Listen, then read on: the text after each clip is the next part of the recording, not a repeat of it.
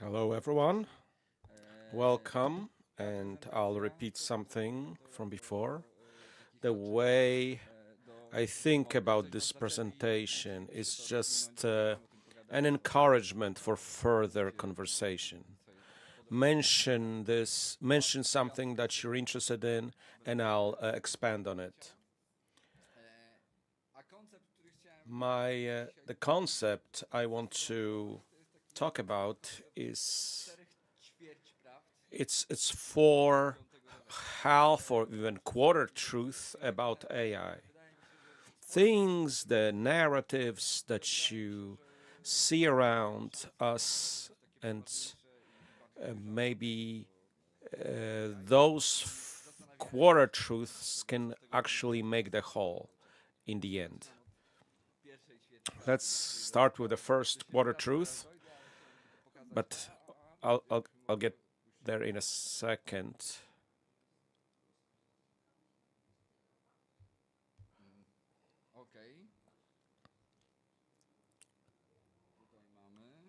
We got this.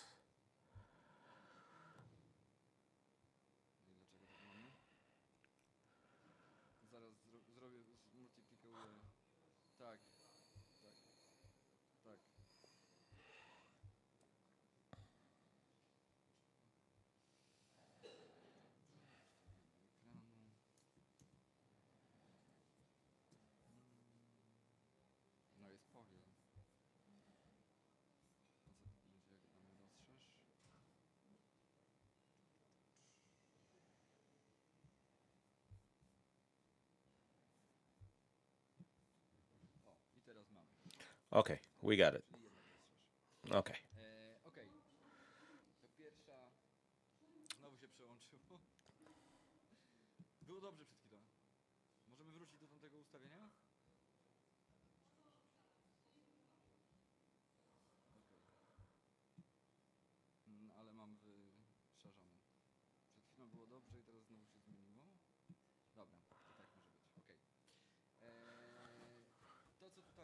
What you see here is divided in different stages of implementation. I will talk about it generally, but if you want, I can send you this detailed presentation. So this is all pre-production, production, and post-production. These are tools that are associated with AI, maybe as part of them or in their entirety. So these are different tasks we have on those stages. I have 80 of them here just to fit them. When I was here last year, I could easily say that these AI tools, I was familiar with all of them. Most of them I used. Today, when I have 80 here, 30 to 40 are the things that I'm familiar with. And the other half, I have no idea, I haven't tried, I haven't touched. And that's just the tip of the iceberg, so to speak. So there are going to be a few hundred of these now. So the jump is huge. One person cannot deal with all of this now. You can specialize in some of these, and things that I have highlighted, classic models, diffusion models to generate the images. So let's say in pre-production to previs, this is very useful. But we also have a context edition models, which are very useful. We can write something, hey, this is a frame of or a photograph, and I have this skirt, and let's put this skirt on this lady. And we get this type changes with text, these context models. And This slide I did a month or two ago, and we have some missing already. And this is previous tools, technical planning, lighting, and all these things are joined together with text models, which allow us to process it. In production, we have virtual production, we have video generation tools. We can try to do it directly based on text or images. As we talked with Bartek, we can have hybrid methods. So we have a video, and then we modify that video with the tools. There are many capabilities that you have. We have AI tools to generate environments for LEDs or things that are make it easier to make a repeatable scenography. Last year this didn't exist yet. And then we have AI tools for motion and performance, movement captures. The key is that the whole fun is about taking things from reality, light, movement, geometry, composition, colors, anything. And based on this, generate that is based on the reality and comes up with things that you want. So it's kind of the extent to which is up to you. And we have post-production, and we have tools for color correction, and they are supported by AI. Some are better, some are worse. I really don't know anything about this. I have no idea if it's useful. And we have VFX, compositions, scaling, interpolation, slow motion, increasing resolution, things that are generated, they are low quality, and then we have to upscale them. And that's a separate area of work, and with different tools. We have, I only did very little there, but sound, music, music effects, dialogues, and so on. All this serves to show that we don't see here administration or production tools and screenplay writing. But if you atomize the whole flow of production of movies, on every stage there is an AI tool that make the whole process cheaper, faster, more efficient. That's the theory, at least. Where are we getting here? In each area, we have AI tools which, at least in theory, reduce the amount of work required to achieve a certain goal. We are getting into the situation that AI should eliminate 50 to 60% of jobs on that stage. But 50 to 80% is based on historical trends in other industrial areas where technology played a part. I don't know. Some of you may remember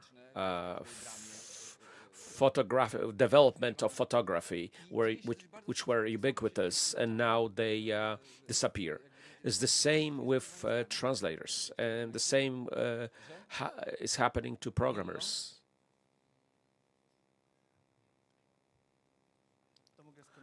I'd like to comment on this. Sure, when it comes to software engineering, there was a lot of anxiety among especially the junior workers about AI. Yes, but AI helps the advanced programmers, but it also allows the junior programmers to hack their way up.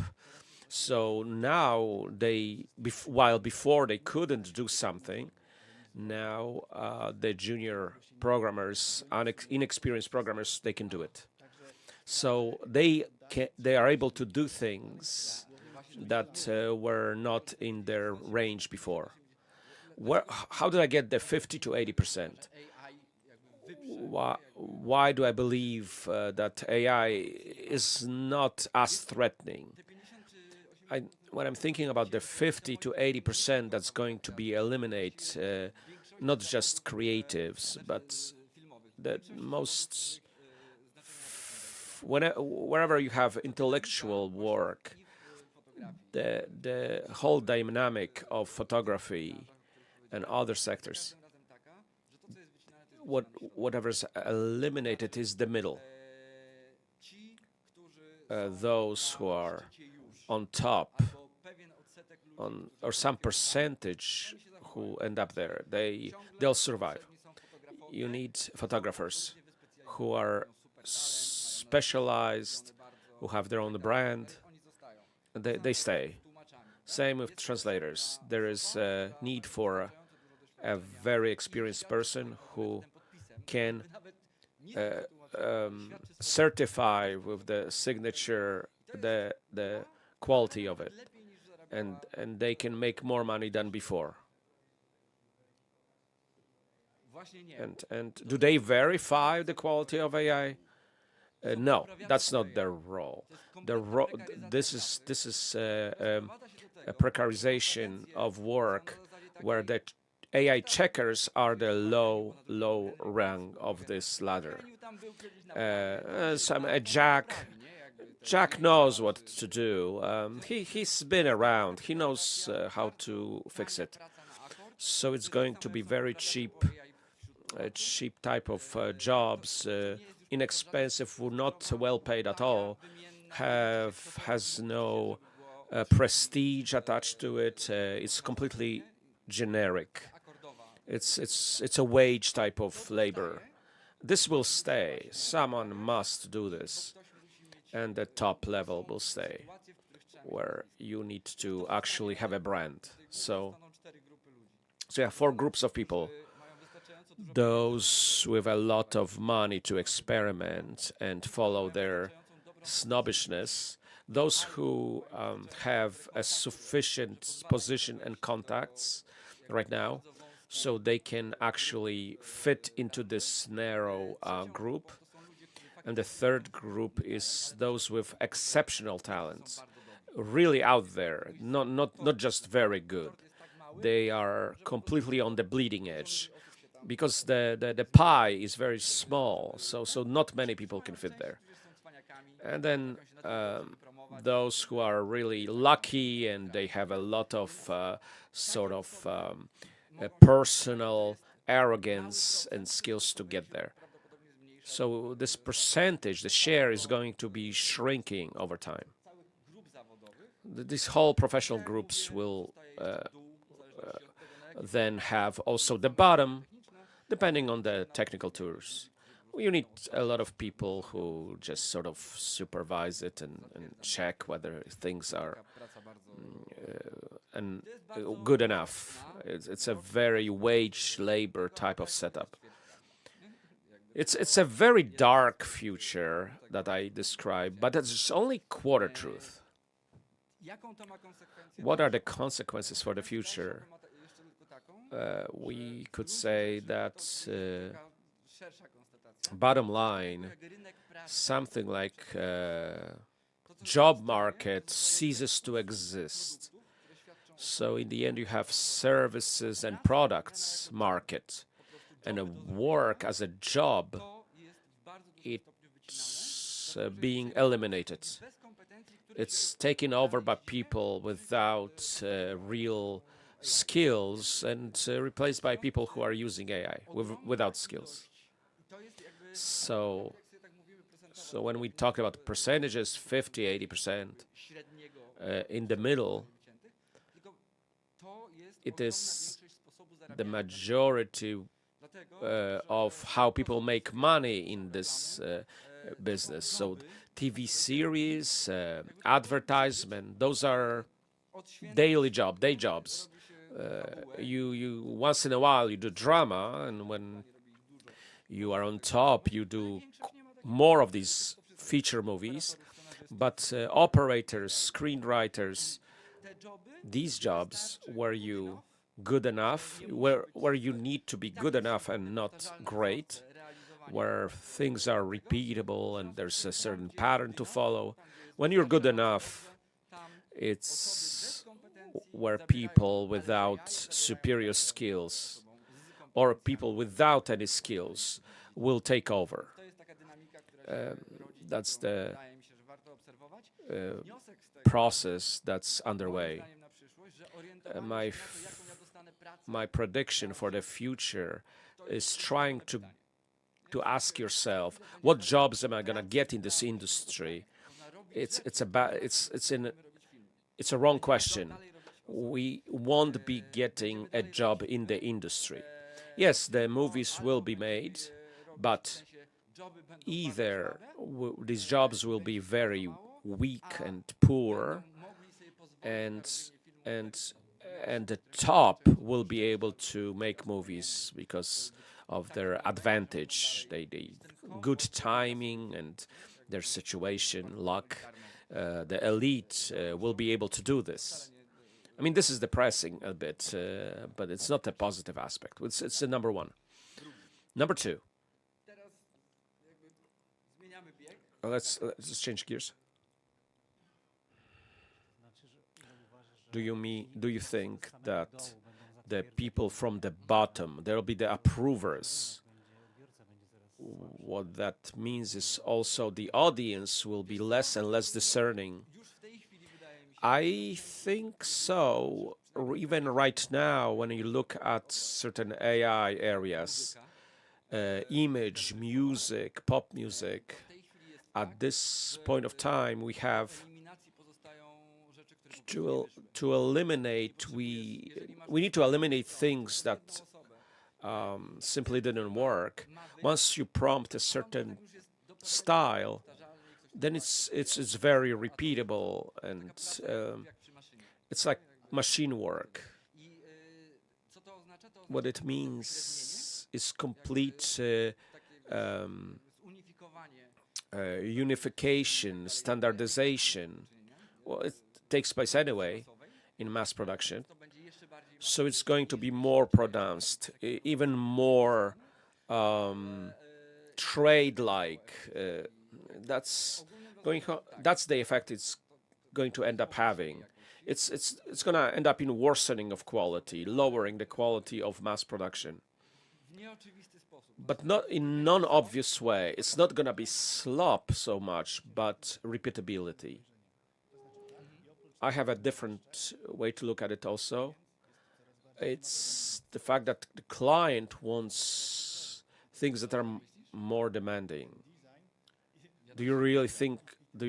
I don't really agree with it.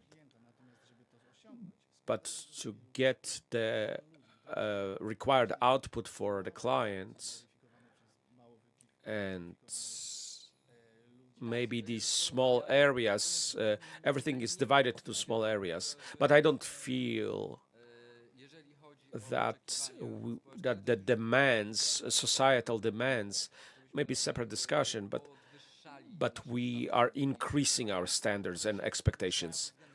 They may be increased for, when it comes to technical quality, but aesthetically, artistically, and content, I'm very skeptical.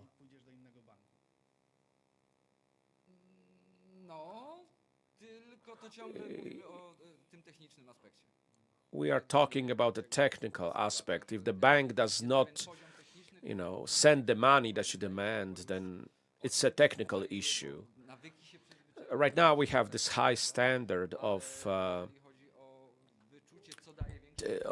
technical quality, but when it comes to the value beyond technical, I don't think it's increasing.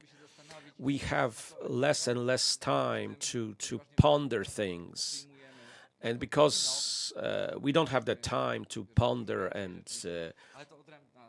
get into stuff, we really want just something that's good enough. Let me change the direction a little bit. On the surface, it may seem unrelated, but we'll get back to this anyway. 3 words about the structure of AI models, of all AI models, text, audio models. All these generative models, starting with the breakthrough in 2017. So all these models are based on one idea, literally one idea. It's constantly the same thing, and we're just repeating it. Teaching the models and training the models, building the models, it's not really dependent on us. It's a process that we discovered, that's organic, that we can control, but we don't design it. What we design is the first layer of algorithms that tells the machine to correlate things. Then you have the second layer of algorithms, which are kind of hidden models, which the model finds these relationships, in which way it can do it faster and easier in the new tranches of data. So as it's processing, what we end up with, we end up with a multi-dimensional structure of correlations between the types of data. So when we have a text model, it's the connections between words. If it's an image model, it's the correlation between not elements of images, but things you can find in the image. Audio model, it's the same. So what are these things we can find?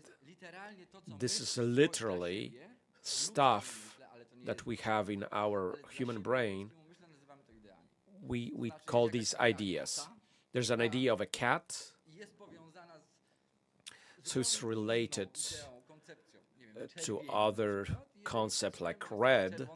So when we put red cat, the model tries to correlate these two ideas.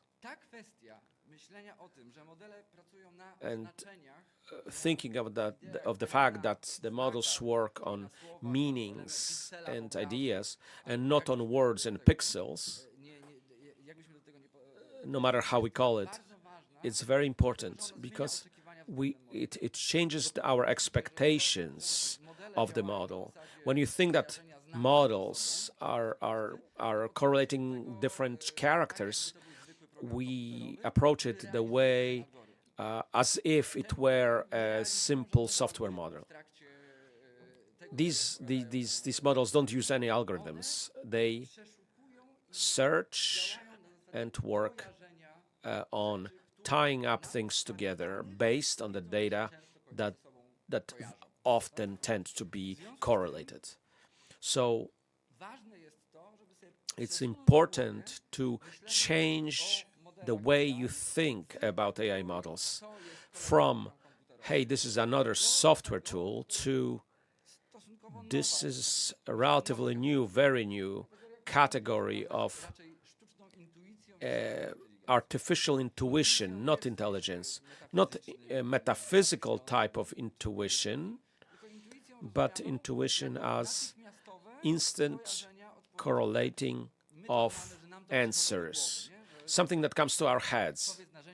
Say hammer, and the models work the same.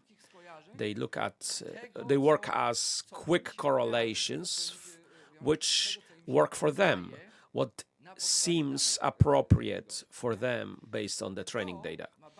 And that is very consequential, exactly 3, when it comes to our expectations, what can happen to these models. So the first thing is the bias, the lack of impartiality. So the model prefers something over something else. There's this narrative to remove bias. It's a very dangerous narrative because, according to this narrative, the model with a bias-free, then there's a model that's very objective, that knows the objective reality itself. So congratulations that we didn't know it was achievable. So when models correlate things based on the data, they always must have some preferences and some things they avoid. This comes from the data. This is only the result of training, which leads the model to turn into some direction. So, for example, with Midjourney, so often you have blue and orange more often. That's what works for him, but you can try to steer it away from it, but that's his or its natural tendency. Same with text models. They're a little bit, these text models, they're misogynistic, racist, and then we have to filter and harness them so that to remove that bias. It's not really removing the bias, it's putting a bias we are more comfortable with, or one that the producer of the model likes. So the key question is not whether there is bias. The question is whose bias it is, whose preferences, whose point of view the model puts into action. So in a visual domain, it's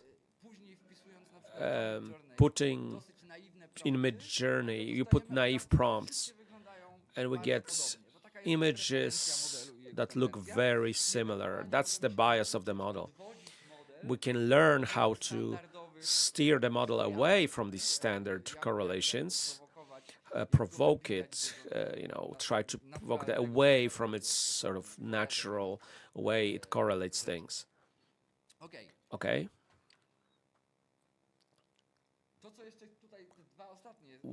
The last 2 things here that you see,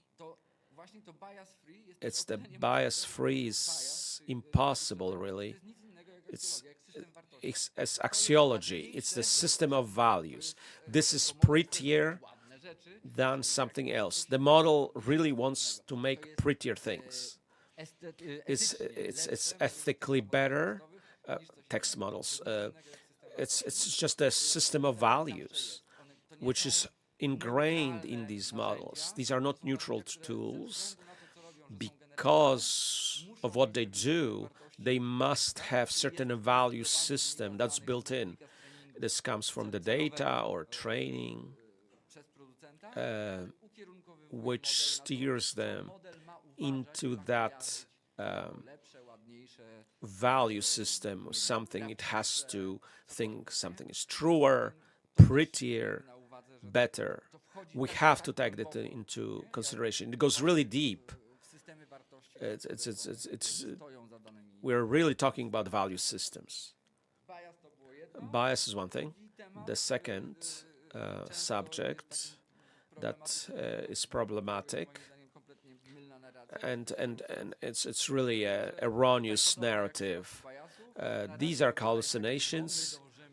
So just like with bias, these companies, they aim at removing hallucinations from the model. Those who don't know, hallucinations are things that a model produces that is obviously incorrect. This is same with images. So you have a hand with 6 fingers. It hallucinates ears that are weird. So some stupid things the model puts in. We try to remove these things. It's an erroneous statement. It suggests that a model hallucinates in 5% and 95% is correct. It's a wrong way to look at it. The model hallucinates all the time. We have an anthropomorphic concept of sleeping, and this is sleep or what we hallucinate can be more or less connected with reality. So what is the overlap between our idea about the reality and what the model thinks about the reality? So hallucinations cannot be completely eradicated because they are the essence of their work. That's what they do. The process which they follow is hallucinating. So we can never expect the truth from these models because they don't have any reference for reality, to reality. The only thing they have is having been trained on these images and text. And sometimes what they hallucinate overlaps the reality and sometimes it doesn't. The only connection between the system with the reality is us. A model hallucinates all kinds of things. These are spews out hypothetical answers, and then we are the only part of reality that can say, okay, this is good, this is okay. Our reality, our relationship with reality is similar. If I hit the table, the reality verifies me. If I hit it very hard and it's painful, then I get verified. So we are this reality connection for them. So use some induction here from the previous slide. So we can achieve anything we want with adding bias. Yes, I agree, but if the way we change bias was completely flexible, yes, but in fact we don't have full range of areas in which we can adjust this bias. We have only some separate points in which we can do it, and at that point you cannot mathematically adjust it exactly to neutralize these biases. It's kind of like human biases, yes? They are so complex that they cannot be... there were attempts to do this, but we know how they ended up. The third thing which I must talk about as far as the sub-points of erroneous narratives is stochastic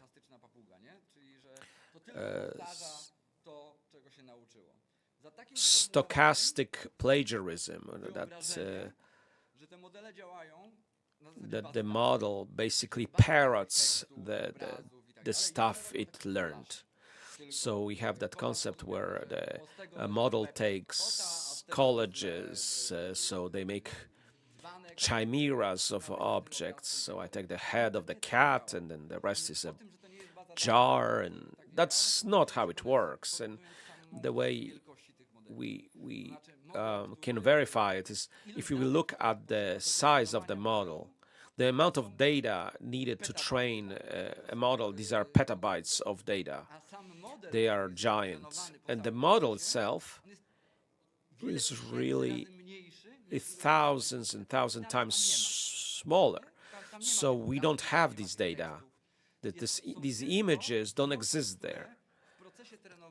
Only the learned correlations between words and concepts like color, cat, and the same with the text, with images. So it's not really a database. It's something that's mixing the concepts, and by mixing these concepts, it tries to extract out of this noise, out of the text, extract this meaning. They work on meaning that comes out of this mix. So it's not collage, it's not a stochastic parrot, it's not a database, and sometimes it mixes elements of images and words. It's concepts on the theme of these ideas and builds answers based on it. So those other descriptions, that's like a machine for plagiarism, that's a popular language expert used it. One slogan we heard on Pinterest: AI is theft. The AI is not. They were used to train it. It's not there. It doesn't plagiarize per se, but is anyone who trained the model on the entire culture, do they have the right, which was trained on the common cultural heritage? Can they claim it's their model? Well, it's a appropriation then, I think, but the model itself is not that. The creating a new image is not just recombining the old elements. So it's important to understand this. When we have all this, we can get back to thinking, what are the consequences for audiovisual industry? One of these consequences that even when things look realistic, they are completely dreamed up. They have zero reference to reality, which means out of these things, types of films, drama movies, live action movies, animations, and documentaries, if we want to make these divisions, then we never have live action. We always have animation, generating image. These are cartoons, but they look realistic. And it has a specific relationship, not so much with document as a genre, but an approach. For me, it's as if saying working with AI, it's as if working with animation as a document maker.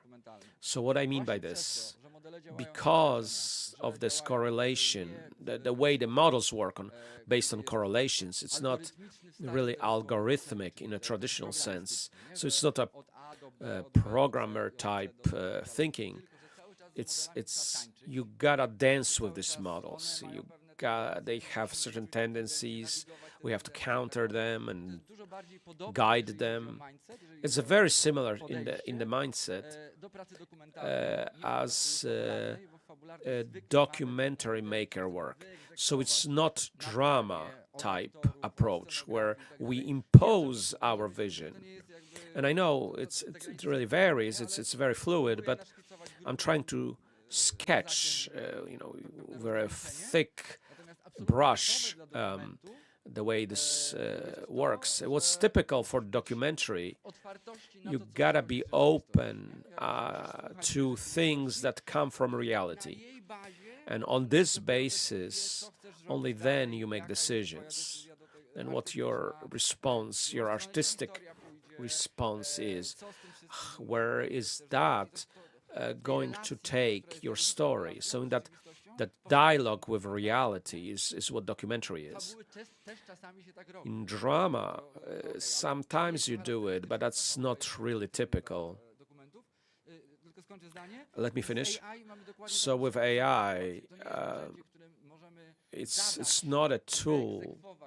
It's not something you can impose on. In a way, we have to listen to it and follow what the interactive process, where the interactive process takes us. It's very interesting.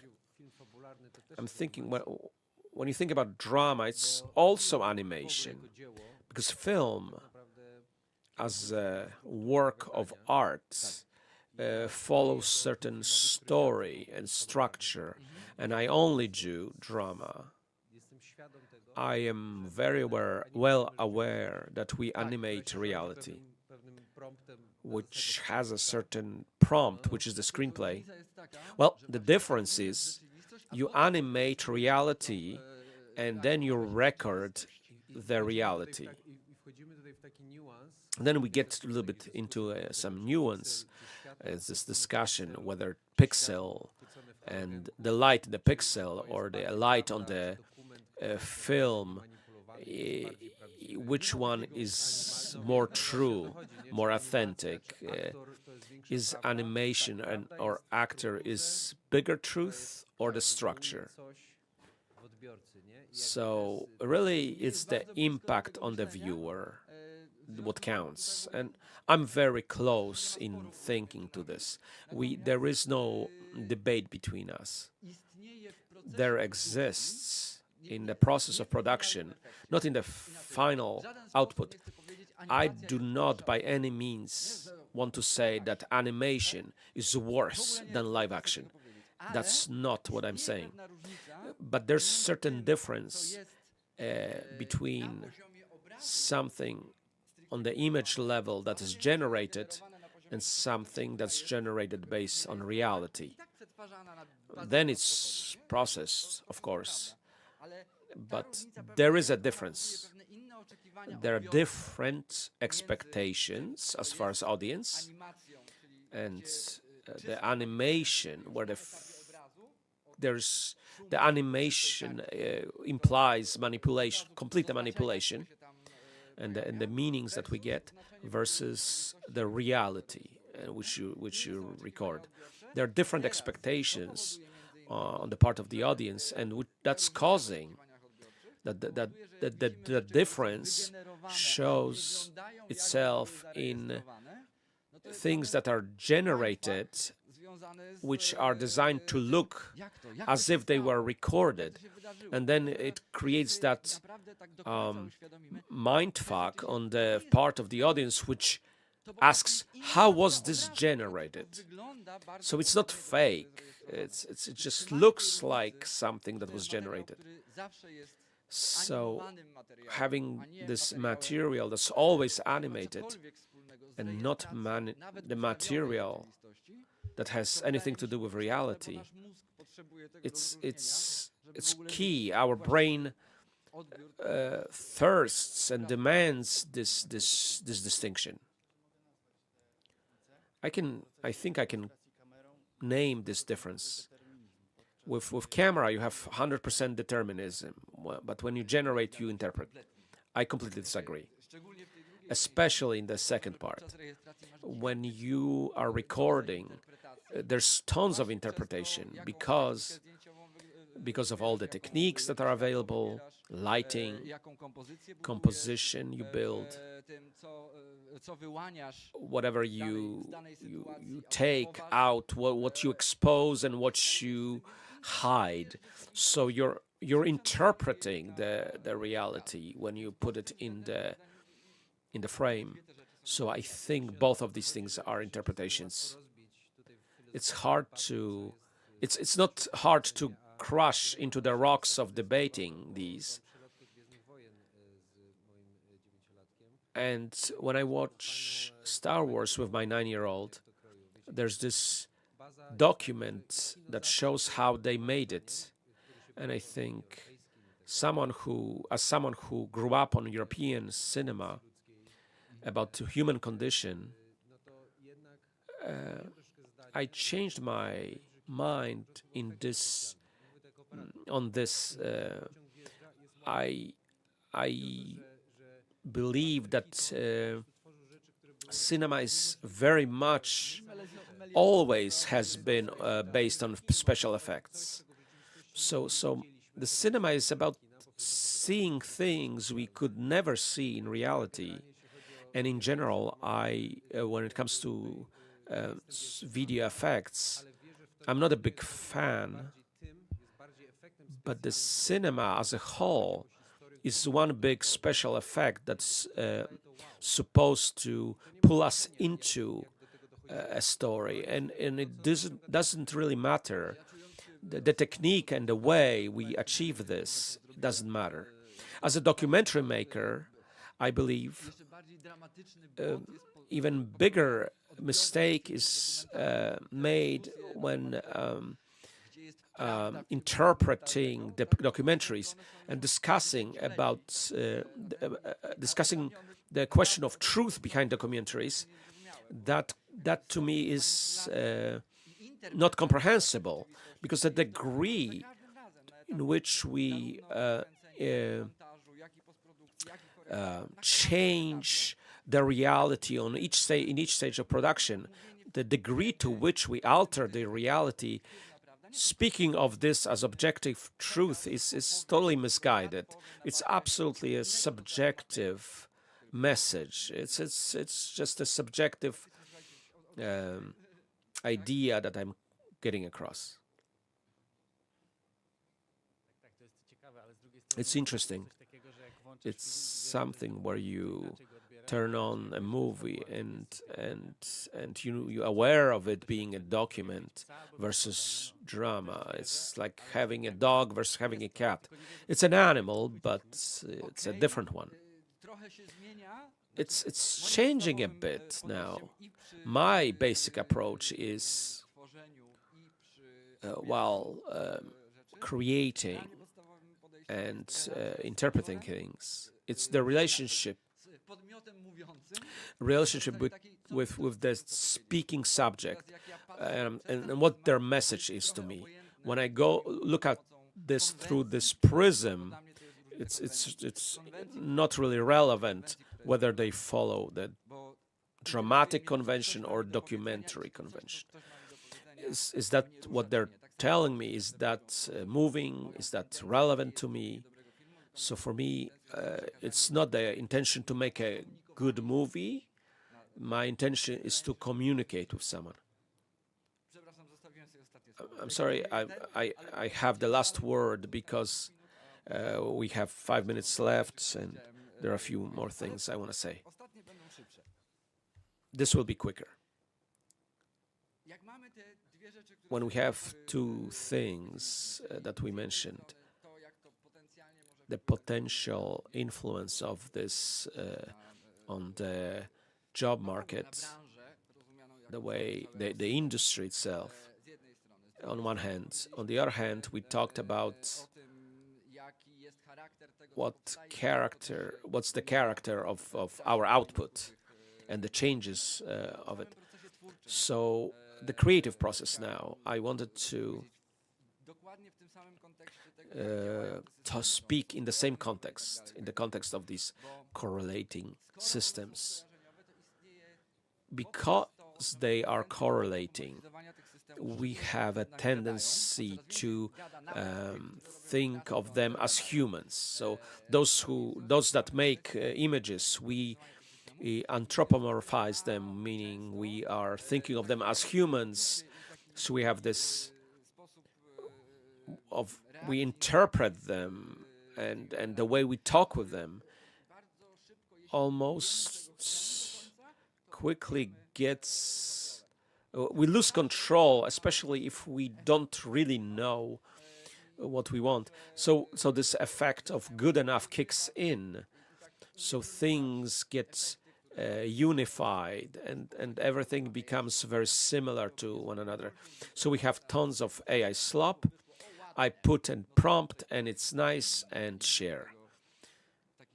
And we have tons of this stuff.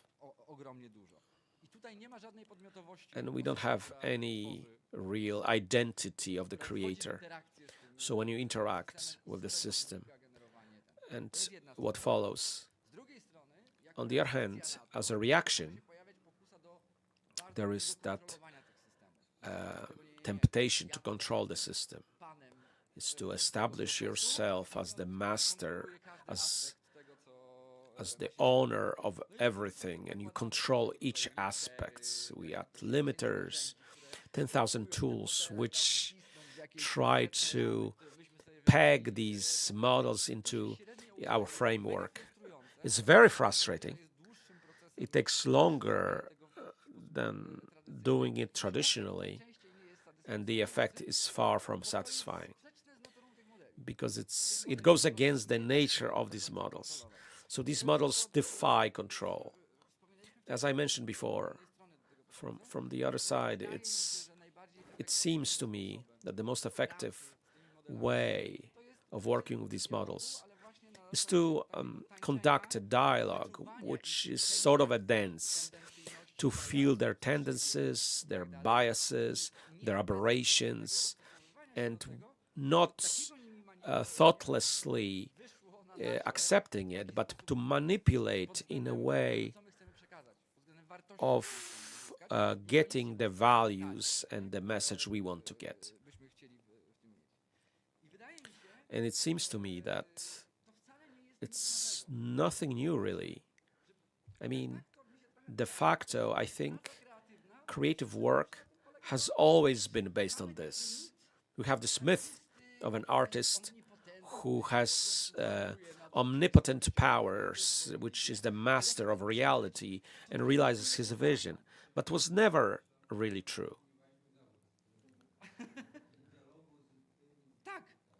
Yeah, you kind of define the profession.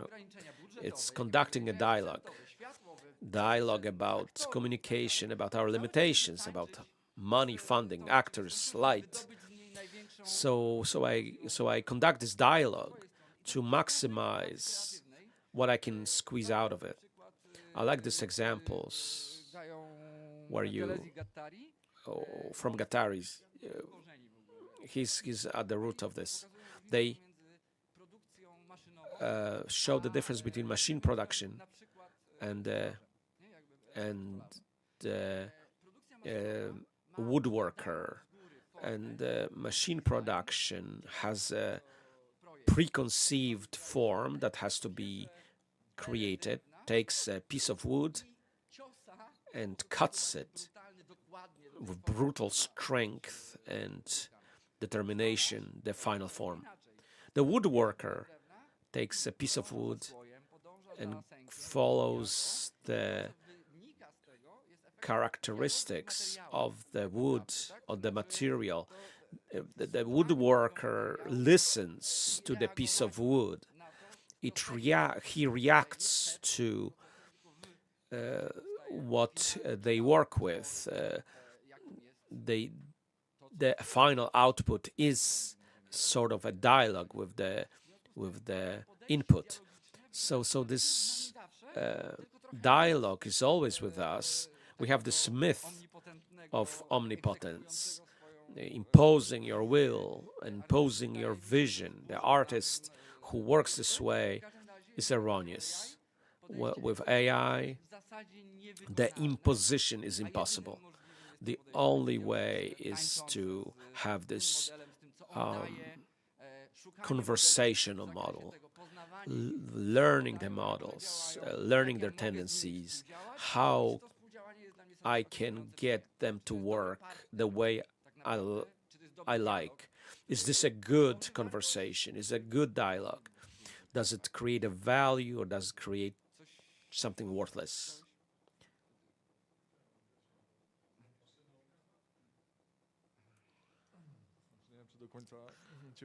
I'm not sure I follow you.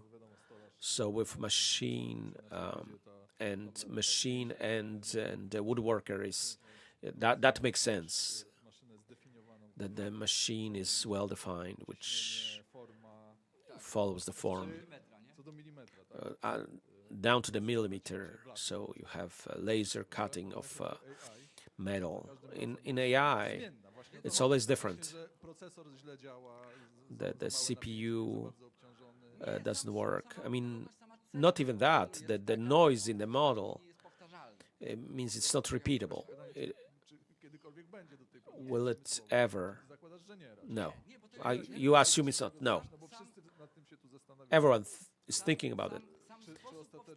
The way these generative models are created, perhaps maybe later we'll find a way to create them or train them differently. They may end up being repeatable. We followed this path for 60 years and we got nowhere. This is a very different path based on correlations. We are getting much farther, but not from the control standpoints. So based on how they are trained, they cannot work that way. So assuming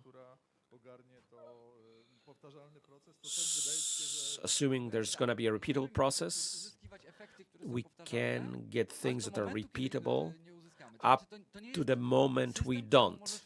So we cannot trust this. So from industrial form, this computer,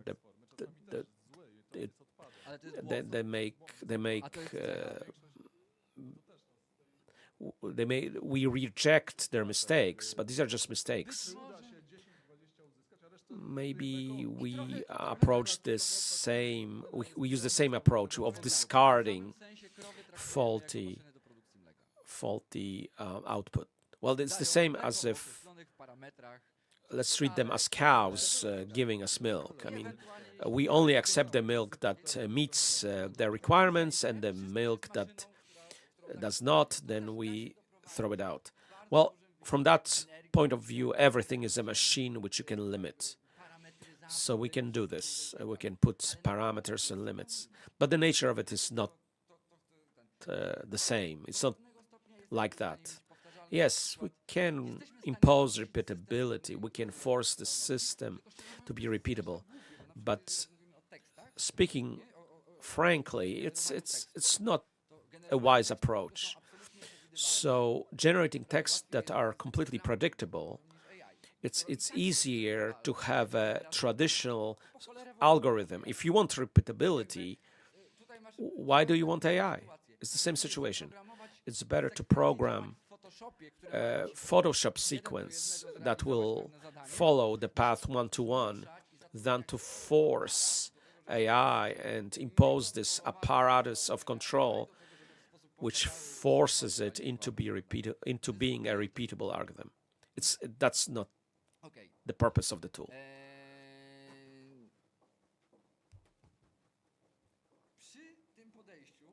With this approach,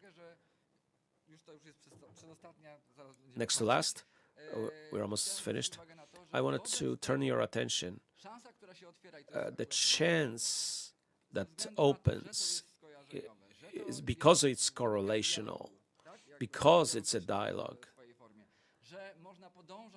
We can follow something not only based on our thinking patterns. It gives us a chance, or there can emerge different genres and types of audiovisual creativity because of the mix of concepts, because of the dialogue, because of there's so many areas we can explore.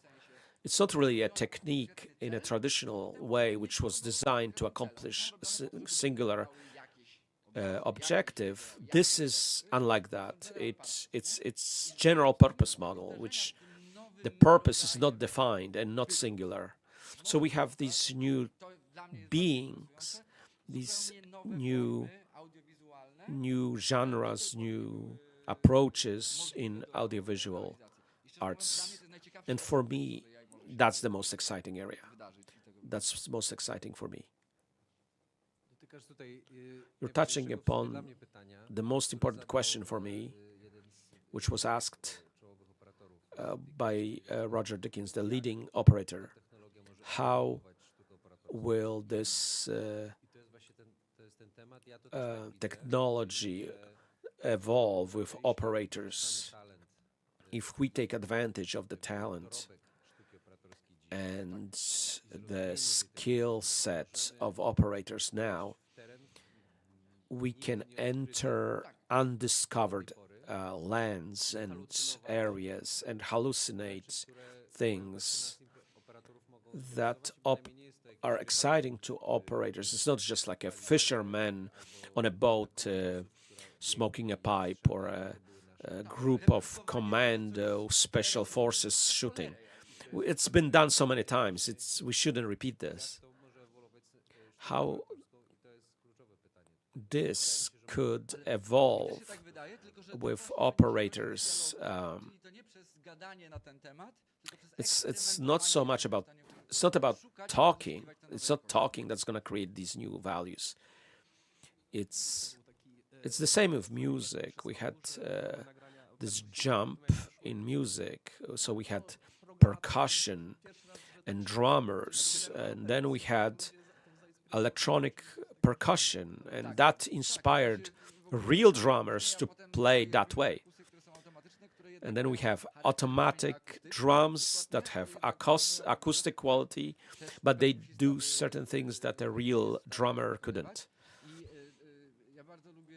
I like this. I like this analogy, but not only the speed, but accents, shifting the accents. It was an artifact of digital notation. So this, we could only program this with digital drums, but then real drummers imitated this, and they learned from this, and this way, thanks to this technology, we developed real techniques. So perhaps this is a good analogy. I want to get closer to this answer, perhaps. I think simple steps, and the way I understand what you were saying, we are playing football barefoot, and AI gives us shoes to play better. And for me, no, AI could be the pitch that becomes convex and changes the way we play football. Same with chess, with 3 opponents. So I think the change is deeper than just single parameter. It changes the battlefield. I hear you, but for me, the way I approach this is small steps. Okay? The last quarter truth that I wanted to talk about,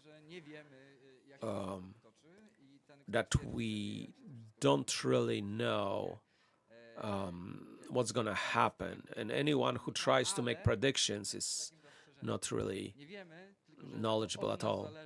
We don't know, but it depends on us. We are in control. If we follow the corporate thinking, we lose. If we reject it, this will be decided behind our backs. And if we enter this, if we get into this with very critical approach, considering the scale of this phenomenon is needed. It's not so much suggested, it's societally and culturally needed. We need to take over the narrative. We cannot let others carry the narrative for us. Bielik is a separate thing.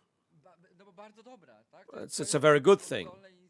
It's an example of a grassroots initiative that tries to have something to say in this area. I haven't followed for the last half year, but they got into image models and aggregation of images from the entire Poland, and to train model to recognize Polish images. The last remark: AI is already the crappy approach of the future. The generation that is 60 or 70 thought that money is key. Everything depends on cash, on money, and everything has to follow. We, cultures, this is what markets do. Our generation, the 40-somethings, when we entered the adulthood, we wasn't convinced, something smelled off, but we bought into it. However, we did go into a different direction, something that used to be oil and money, and now narrative and information. We switched the stress and the whole story, the way of ruling over the generations. It's information is everything, not money, not capital. And AI is about controlling information and controlling the society. That's why I think it's like outdated, old-fashioned concept, because the new generation, they will have a different story with them. And the information and AI for the new generation, the equivalent of dominating economy or economics, it's for them it's gonna be outdated and well past the expiration date. I organize a lot of courses and workshops.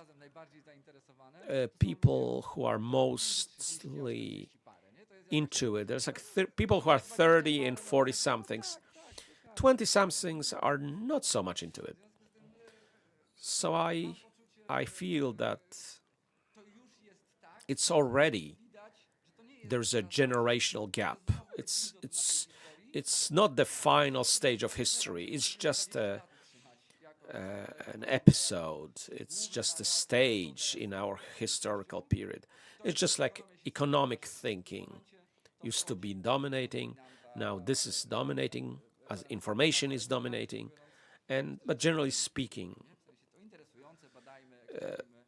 but I represent this mainstream generation, and it's my area, but I don't get too overexcited. I don't. Thank you very much.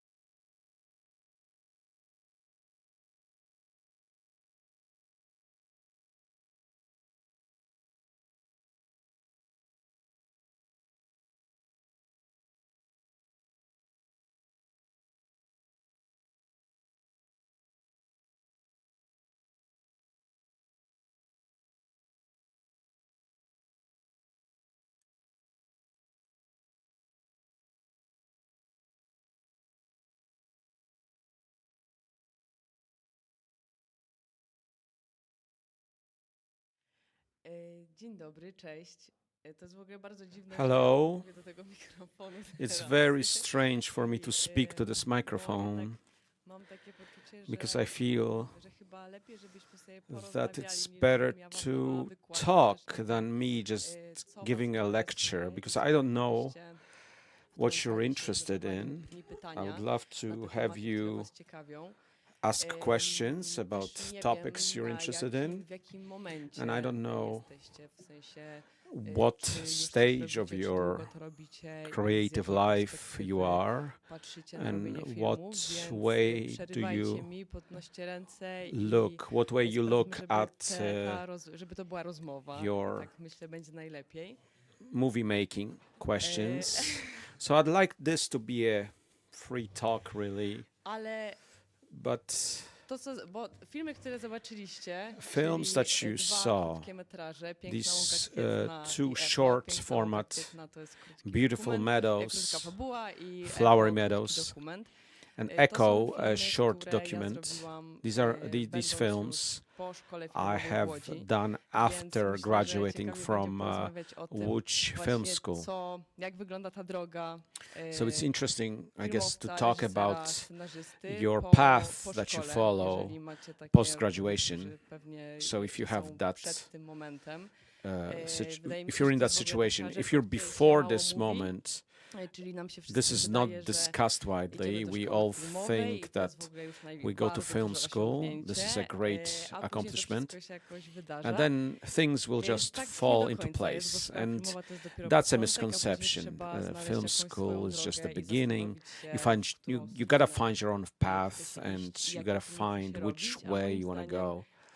filmy And in my krótkometrażowe opinion, to short nie są form tylko ćwiczenia, ale are mogą not być just też an pełnoprawne, exercise, but they are filmy. bona I fide tak format jak robimy w which szkole, jeżeli ktoś have wybiera to be taką taken drogę seriously. So edukacji if you filmowej, bo choose that oczywiście nie musi i nie road or zawsze path in szkoła your filmowa to jest education process, ten wybór, który pasuje do tego, w jaki it's sposób chcemy realizować filmy. what we choose in this Ale ja in miałam film takie school is not exactly doświadczenie, że te what pierwsze often filmy what we want krótkometrażowe to to były dla mnie do in the end. ćwiczenia, So a these później short się format skończyłam szkołę, where I treated them i as postanowiłam, simple że mam potrzebę exercise and zrobienia practice, and then dodatkowo filmów after krótkich, graduation, bo I akurat felt miałam that takie historie. I need wydaje mi się też, że to make właśnie jeżeli mamy short historie, format films. które We nadają have się stories na which krótki metraż, warto jest to work w ogóle ocenić, within this jaką mamy short historię i czy ona się nadaje length na film format. pełnometrażowy, czy na And krótkometrażowy, bo później we gotta tell często wychodzimy first z takiego whether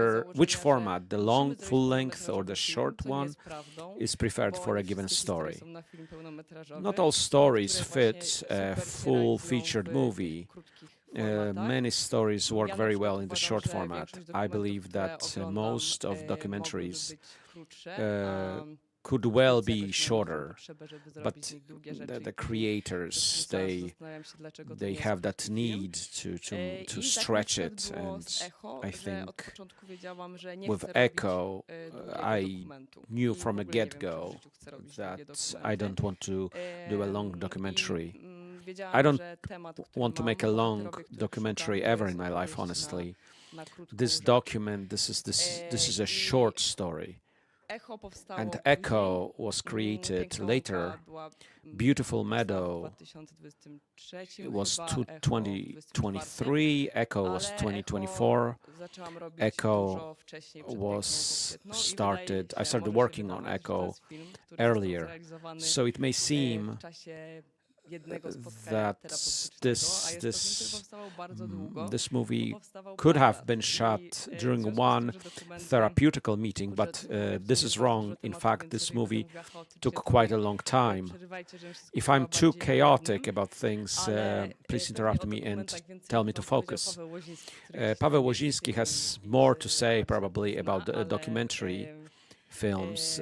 He's an ale expert, mam takie poczucie, but że I have w this ogóle feeling decyzja, żeby that robić the dokumenty, decision to decyzja o jakimś takim sposobie create a życia, document bo is to it's something są about filmy, the które way of pochłaniają life. These are bardzo movies wiele that lat are very życia i powodują, że involving. wpuszczasz do swojego świata, ale też ty zostajesz They wpuszczony absorb a do lot of your świata time. ludzi, których You byś get into a world of poznał, nie people you would not have met otherwise if not for this movie. Echo to jest film, Echo is a którym film mi najwięcej czasu zajęło to, żeby which spotkać ludzi i the poznać most ich, po time in prostu, ponieważ Echo ten film was to natomiast get to know realizować. people Więc może powiem wam and to get to know them krótko, well jak to enough. wyglądało, jakby historię And in powstania short, tego filmu. Jeżeli was to I'll tell you a interesuje, powiedzcie story mi, on jeżeli tak.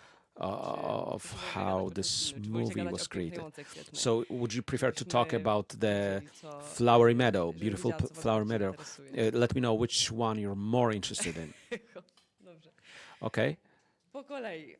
So, in No order, więc tak. first, Ja w ogóle każdy film, który do tej pory each zrobiłam, movie i I've mam done nadzieję, so że będę miała far, szansę dalej and robić w ten hoping sposób filmy, as far as zrobiłam the z tego next powodu, że films or coś, future ten films, temat albo I bohaterowie had that byli feeling mi that bliscy, albo these sam characters przeżyłam have coś to podobnego, albo be ktoś mi bliski close to przeżył me, coś podobnego. something that I mam touched takie me, poczucie, że myself, w or ogóle my dla relatives. wszystkich osób, które And for all tutaj people są who i are zaczynają here and dopiero you start swoją your drogę filmową, film bardzo journey, polecam to, I żeby really nie recommend uciekać gdzieś super not to daleko i go szukać too tematów, far które wydają and się look atrakcyjne, for bo takie filmy seek oglądamy, bo takie subjects filmy są that are na festiwalach, fashionable, tylko that these types of żeby szukać tematów sobie, films are jak najbliżej trendy. i zastanowić Find się, jakby dlaczego w ogóle, subjects or topics that are close to you and think co jest w what tym świecie obok ciebie, co in powoduje, this że world chcesz robić around ten film. you I na przykład that tak makes było you z want to Echo. make this movie. This is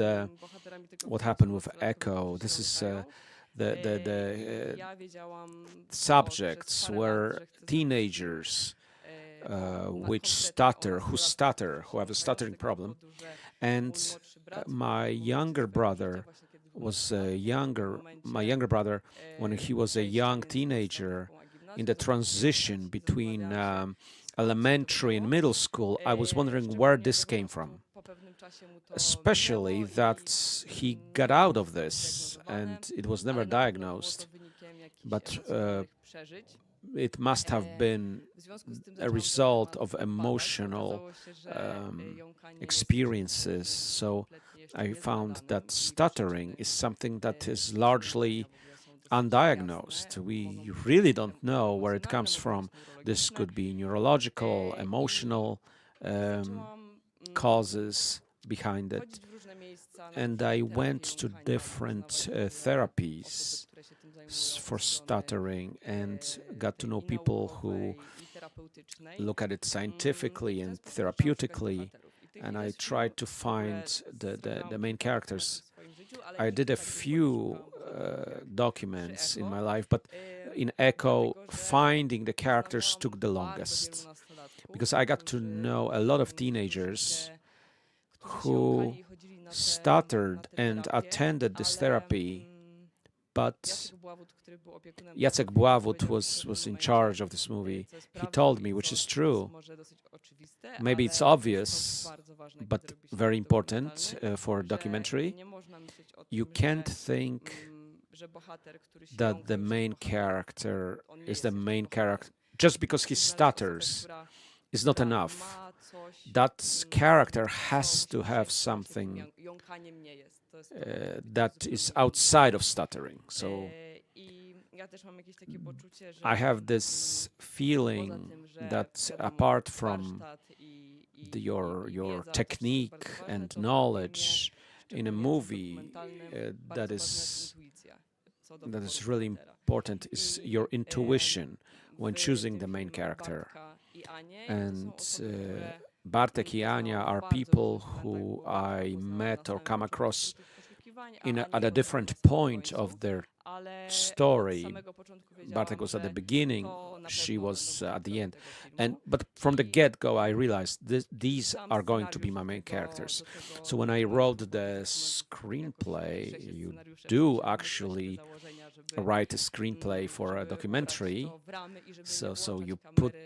prostu, certain kiedy limitations on your jesteś camera w tej work. sytuacji. tylko żeby wiedzieć, po So coś tę we kamerę we włączyć. had I to po to, know żeby the wiedzieć, reason kiedy why włączamy we tę turn on the kamerę, camera. właśnie bardzo And in order ważne jest to, to żeby ten to film know wymyślić when w to turn on the głowie, camera, później on you have oczywiście to have this kompletnie movie się in your zmienia, head. wydarzają się Of rzeczy, na course, it które nie later mamy on wpływ, it ale evolves, w momencie, but kiedy mamy to wymyślone i mamy te at the ramy moment when i we have it, dla mnie też thoughts in pisanie scenariusza conceptual filmu work is done, dokumentalnego to jest wymyślanie we formy, bo we też try to ludzie, come up with kiedy the form. na przykład pisałam scenariusz So when do I Echo, wrote a screenplay for Echo, pisałam sobie, o czym ten I film was będzie, co tam writing się about wydarzy, the stuff in the movie, what happens, the events, jak bardzo what, ograniczamy ten świat. how Wydaje mi się to- far wydaje are mi we się, gonna że go in w ogóle, limiting kiedy this robisz world? filmy, ale kiedy robi się When you dokumenty, make to jest bardzo ważne documentaries, jest to, żeby what's important ograniczyć, is that you have to zamykać ten limit. świat, bo You świat have to jest bardzo close szeroki, this a my musimy world, się and skupić. Możemy się because the skupić world na can be jakiejś very wycinkowej wide, but we rzeczywistości. have to Więc focus na up przykład w on Echo something. postanowiłam, So in że Echo, skupiłam się tylko we have na to tych zajęciach concentrate terapeutycznych, only on the a w związku z therapeutical tym, jaka activities. będzie forma. I So then, teraz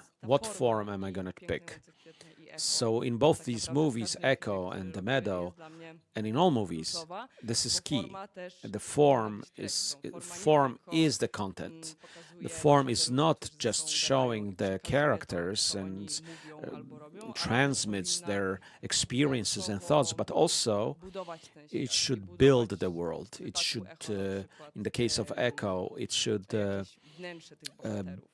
show or Dla tych- build o, the dobra, zaraz interior, the opowiadamy. inside Ale, of ale the tak, of ten the scenariusz, characters. gdzieś, The screenplay powinien nam to wszystko should zawęzić i limit spowodować, us, że should wiemy, focus kiedy us, jest so we moment, że know kamerę odpalamy.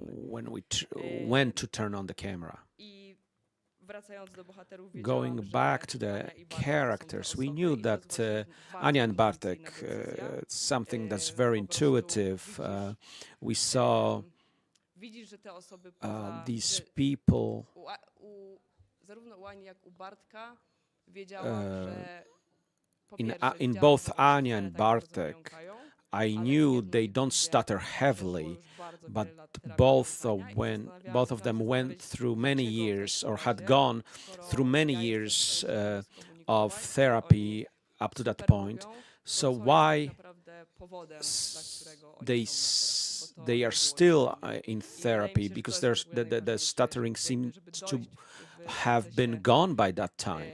So why are they still in therapy? So the question why, that was the key, I think. What was the pretext? I thought of stuttering as a sort of pretext for the movie, not the message itself. Otherwise, it would have been a sort of educational, therapeutical movie. I mean, you can show this movie for educational purposes, but it's not a movie strictly therapeutical movie. It's about happy people who got out of a disease. Because honestly, that's not something that you can get completely out of. So I had my main characters, and my main task when I was making the movie was to get to know them the best, to spend the most time with them. When I was doing this movie, I turned on the camera very rarely, and in fact, through the years, when I shot some additional material, it was the pandemic. I switched to emails and Zoom meetings. We still spoke, but we went on walks because we talked. Both of them, all the stuttering people, are people who'd rather hide under the table and never leave. And they really didn't want to become characters in a movie. So the most important thing was to get to know each other, to gain their trust, is to give them that feeling that they're a part of the movie, that they are in fact making the movie. So when a character in a documentary feels like they're part of it, it's actually pretty desirable, because in fact every person that shows themselves on the screen sort of promote themselves and create themselves. And sometimes when they do this, they lose control over it. And sometimes they are in control and try to do this consciously. You gotta be ready for this when you're shooting a documentary. So we spent quite a bit of time on this, and at some point the way it went was Ania was a patient of Ania, the therapist, and Bartek was going to a different therapy. So we decided as a director that we send the character to that particular therapy. It's very influential when it comes to their lives. I have a feeling that I can make a documentary when you give something good to the character. And Bartek, he was going back and forth between different therapies. He didn't ever have a therapist of the quality that Ania was. So she opened him up to completely new therapies, completely new techniques and ways of treatment. So in that movie, the Bartek got to know something else which he would normally not have had a chance to experience. He wouldn't have personally in his private life normally traveled to Łódź to meet Ania. So the reason not to make a movie, to make a technical movie with this therapy. And I knew that the therapist Ania knew this, and she would give us the space to conduct this therapy with Bartek, and she will complete the cycle, therapeutic cycle. And that's in fact what took place. These therapy sessions, I watched them the way she works. I came to these meetings without a camera. I had to do some of these sessions and follow these exercises. And then I made decisions as to which one I was going to select, which are appropriate for the movie. So with the therapist, I created a set of exercises that are suitable for the characters and also suitable for the message and the movie itself. And the whole conduct of this therapy, I could come up with things or suggest certain situations, but a lot is left to the characters and their choices. I gotta keep my eye on it. I gotta keep in my mind how sensitive, shy, and unsure of themselves they are.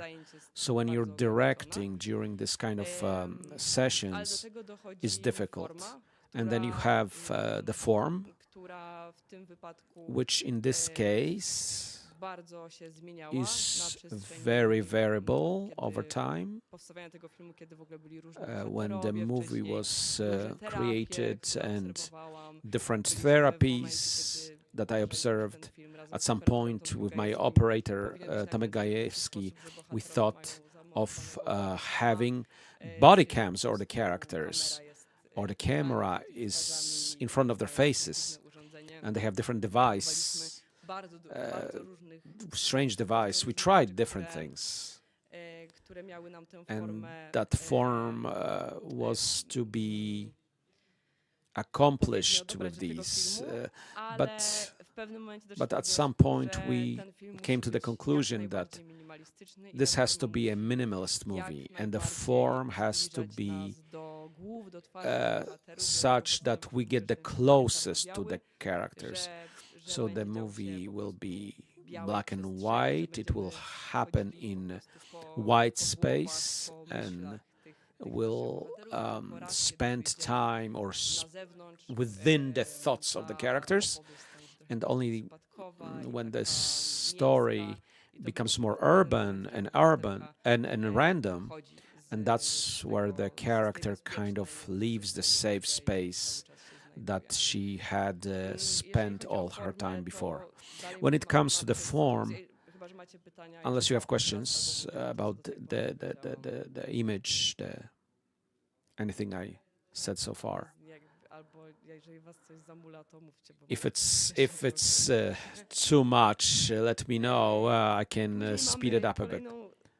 So then we have this next element, which is sound. Okay, the feeling I have, so you have picture, sound, music, and dialogues. And you gotta take advantage of everything, all these elements. You have to take the maximum out of it. Echo is a minimalist movie, but there is a max there as well. So when I make a movie about stuttering, it's very sound-oriented. And one very, very observant therapist said that stuttering is very poetic. And she saw the previous movie I made, which it's about learning, a poem by children. And her opinion was that the movie is very poetic, and this bodes well for this movie because stuttering is poetic. And I thought about this very often. I decided that we have to take this poetic nature of stuttering, take advantage of it. And if we use music in this film that's written, we cannot write music for this movie. Then it's going to become very sentimental, cheaply sentimental. And then we have this therapeutic cliche of therapy of poor people stuttering. That wasn't my goal. So I thought the best music for this film is going to be stuttering itself. So there are moments in this movie where you hear very rhythmic sounds. These are things that with Ola Landsman, she was the sound director, and I've worked with her in a number of movies before, and who is very creative when it comes to this. And we always seek what's really important when you make movies is to give the sound artists some room, give them opportunity to do things on the plan, so then you can use them later in post-production. So we decided that these vowels, these letters that are repeating, they will comprise the sound layer that is sort of unsettling and annoying and intrusive, and things are repeating. They should only say things once and they keep repeating. We wanted to have that sound, same with Beautiful Metal, and it's important that the sound is the content, and it tells something about the characters in a way that's very intuitive and sensual way. There are very few events, but when this happens, but it imposes certain rhythm on the film, and it lets us get into unspoken reality. Pawłosiński said this when I was making this movie. I don't think he liked it very much, but he said he told me that he said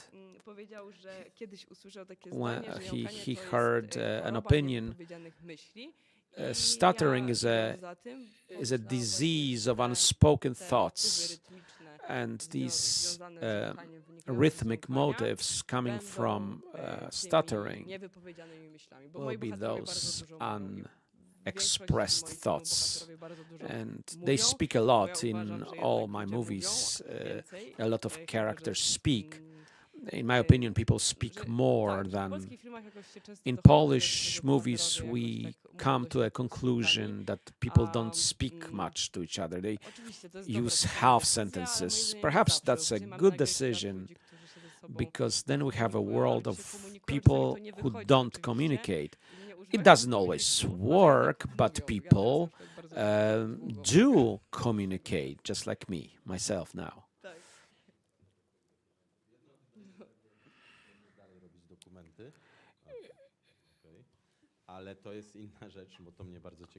I'm interested.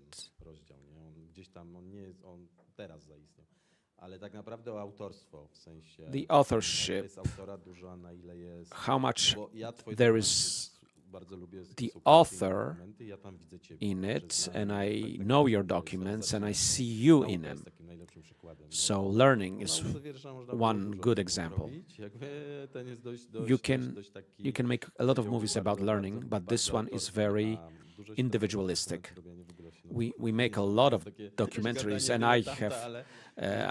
I'm totally ignorant of documentary makers, and we have that attempt of making the document as completely unbiased, trying to get some kind of into some description of authentic truth. What's the proportions according to you between the subject and the author, like yourself? I think there are a lot of documents like this now. When I grew up, it's obvious. I grew up with the Polish school of documentary, which is not what I'm really interested in. They were very author-driven.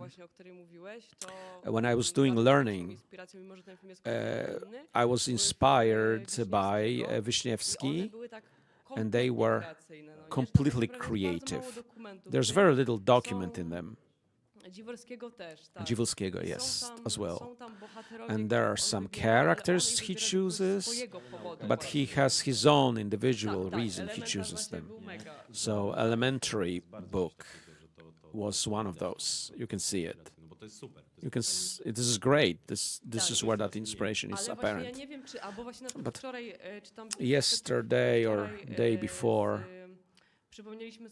we remembered with Maciek, my husband, a movie Croissant, and the document, it was his capstone project in film school. He used long shots, and he entered very strange movies, and he was going through rooms, and people were doing their everyday things.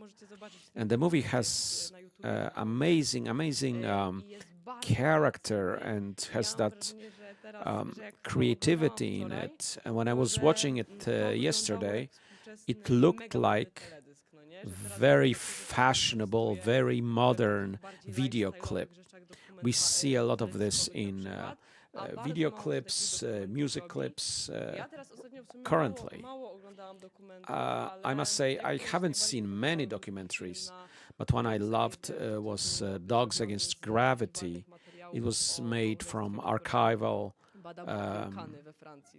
footage that was researching volcanoes. The shots were amazing. It's something same as dramas. It makes sense to make movies like this. And again, we're talking about festival cinema, both in documentary and drama. Subject is the dominating aspect. Very little you think about the form. a mało jest tych filmów, które very few films, the subject is more symbolic and more serving as a pretext. And really, what you put emphasis on before this kind of film even gets created to begin with. So I don't think I will be doing documentaries, but you have more room. You have more room for this in short format. In Polish documentary school, it really was about short forms. I don't remember very long movies, and I don't know. It was the. I have a feeling whether the short form is a bona fide film or is it simply an exercise? Is there a way to watch this outside of festival setting? I was always interested in it. When I started watching movie, which is very interesting and very important description of a chunk of reality or important subject, I have a feeling that I appreciate it. We gotta tell about it, but it's something that's more important. The authorship, which is really key in a documentary. I can tell a story about myself or have a story that is close to me. In a documentary, you look for some stuff that is important to you, something that you appreciate, live, but you tell it through others. Learning was created because I'm extremely stressed by public appearances, and learning a poem by heart was a conjunction of great expectations and trying to get intellectually involved in the poem, but at the same time it was also the reality, which both of these things were very far apart. I thought my performance will bring down the roof, and then what ends up happening, I barely made it through the poem, and I was all red on my face and my hands were shaking. So the reasons to create a documentary are just pretexts. I remember I always had this problem in a Łódź film school. When you speak about it, oh, it's a poor girl who was afraid of appearing in front of the whole school. What could come out of this pretext can be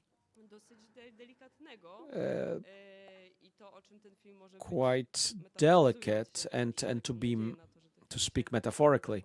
So in some sense, I always hope that my movies, each film has to have a metaphor. That's what Bion said, and each metaphor is not always universal. When you have universality, a metaphor could go together, but I have a feeling that universality and thinking about it leads to movies becoming very non-unique. I mean, in the end, making something universal makes everything looks the same. So if a character who's an architect, a landscape architect, and goes crazy because the world does not conform to his vision, is that a universal theme? It could be. Or stuttering teenagers, or in my debut, 4 siblings. Is that a universal theme? there are not many multi-children families, so is it universal? We've got to think about it, because if it's too universal, it becomes for everyone and at the same time, no one. When do you put title on your movie? Do you know from the beginning?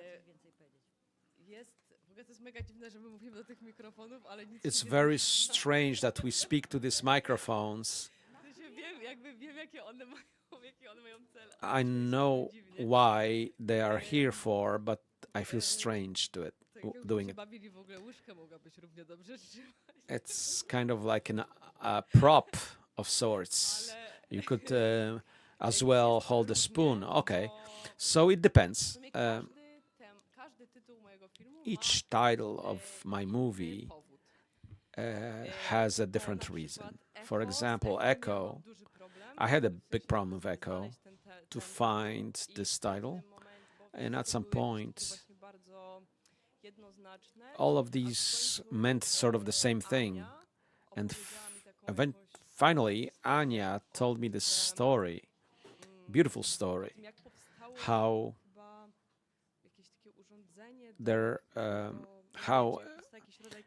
a therapy for stuttering was created, and there was a boy who stuttered, and he wanted to tell some girl that he was in love with her, and he couldn't get this out of himself, and saw that when he heard his own echo, he didn't stutter, because then he focused on the echo, not what he was saying.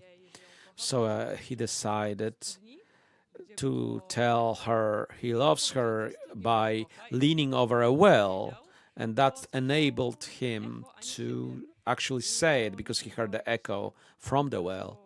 This enabled him to actually say it. I kind of thought it's a neat story. Stuttering is a sort of echo, and I thought echo. I was looking for other words, but I thought there are tons of movies that are entitled Echo. Echolocation is sort of a therapy, and I thought it fit, and I just gotta go with this. Yeah, it's a overused word in movie titles, but I'll just ignore it. Beautiful flower meadow. I had a lot of stupid ideas. I thought about the name of the car driven by the character. I just came up with some really weird ideas. But in the end, the decision was because the title had to be simple. It has to be as simple as the meadow, and that the simple meadow that this character loves. The whole spiral of events that involve the main character, and what stops him is just the simple beauty of flowers, and that seems to be such a basic beauty of and simplicity of the flowers was going to be the title that best reflects that simplicity that's behind it all.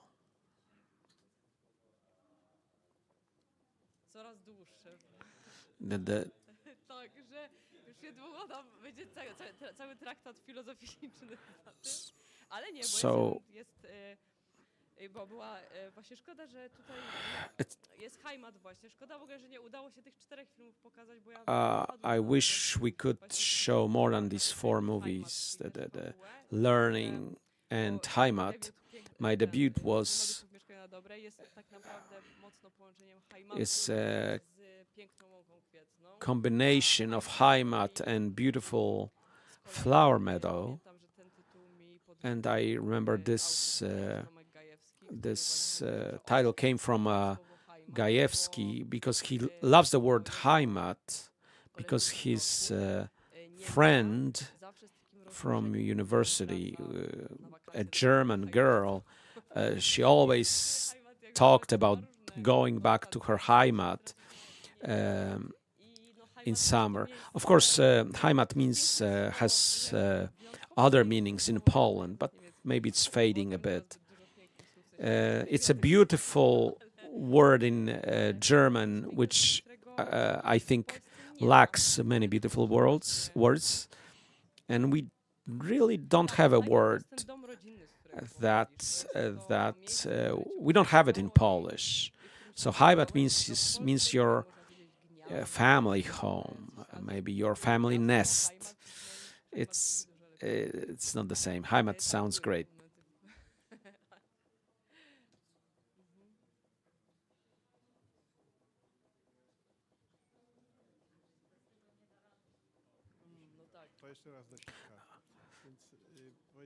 You mentioned at the beginning that you wrote some. You wrote screenplay. You made some assumptions in it, and while you shooting this, in shooting you may depart from screenplay. And do you stick to what you wrote, or do you let the reality take over? So some kind of thesis is something I would rather avoid in my documentaries and screenplays for documentaries. I can write what is my assumption or assumed outcome of the movie, but I don't write a particular scene about it.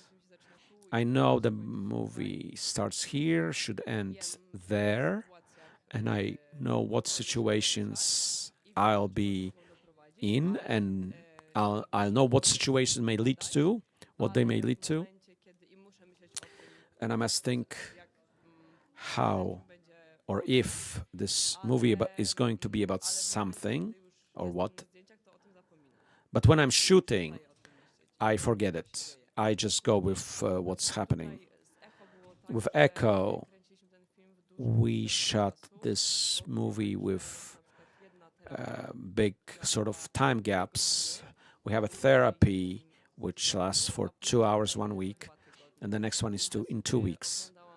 So I watched what happened, where the characters are, and what can be done with them in the future.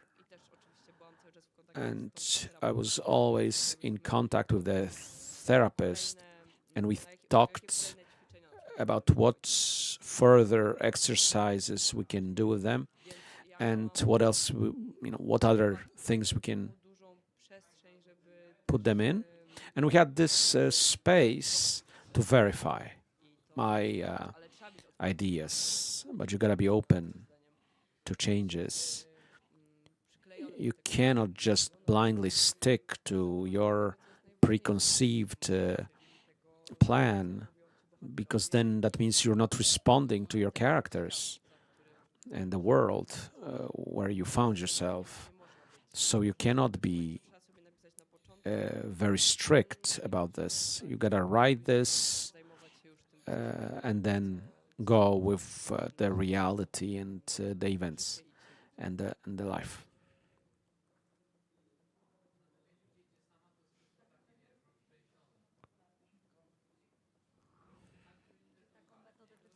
Do you use this method in your drama films? No, I never do. This is no way. I don't let actors come up with anything. Let's switch to this beautiful flower meadow. I, for sure, try to be open to reality, but in a different way. Working on Flower Meadow and the debut, I was, whether I liked it or not, was in a situation where I'm lacking funds, and I don't have the money to close a street in a town. So, like in the meadow, You have a car workshop, which is the setting for the most of the movie. And you have a situation which I actually like, where we couldn't just lock the workshop down for 3 shooting days. So we did shoot when it was open, and that's where we saw the workers. And this is a situation I really like, because whether I like it or not, you must direct in a place which has its own life, where the life takes place, which I actually seek. My drama movies are there's a lot of created situations, and I wanted them to take place in an actual world, without much unaltered, authentic, and very genuine. And for drama, for the meadow, and I wrote with my screenwriter Marczak, and we write very precise dialogues. And I have this feeling that in both in the meadow and the ghosts, I talk about characters. I know exactly how they should speak, and there are people I know. And I know the language that they use and with each other. I often reuse sentences that I or others who are close to me actually uttered. So I'm very precise. And I assume there's certain randomness in the dialogue, but I don't really think that actors are good screenwriters. They may have certain feel for stuff. They may have a sense of, or they can have a good ear for things. And in both, and in all, in Ghosts, Heimat, and Meadow, I was able to convince the actors. I convinced the actors not to add anything. They make it easier for themselves because they can add something. They can use it as a crutch, so to speak, and then they lose focus. But if we impose that exactness on them, and they have to be very focused on actually repeating their own lines, their work is more focused as well. They get simple directions which don't make them lose focus. It's the question. Another question is about acting. I'm very I'm for simple acting, but it's not always super natural. In a beautiful meadow, the character acts, but also he's very natural and realistic. But it is, after all, a written text, and the story is constructed in a rigid way, and I have prefer talk with actors before, talk over each scene before, in rehearsals, to put a lot in the story. So in all these movies, I went through each scene with the actor, and each of them adds something. They add some private story which associates what they associate. So they added something, but they didn't change the dialogue. So added their story, but not the dialogue. I'd rather have this than us writing a screenplay during rehearsals. I'd rather do it myself.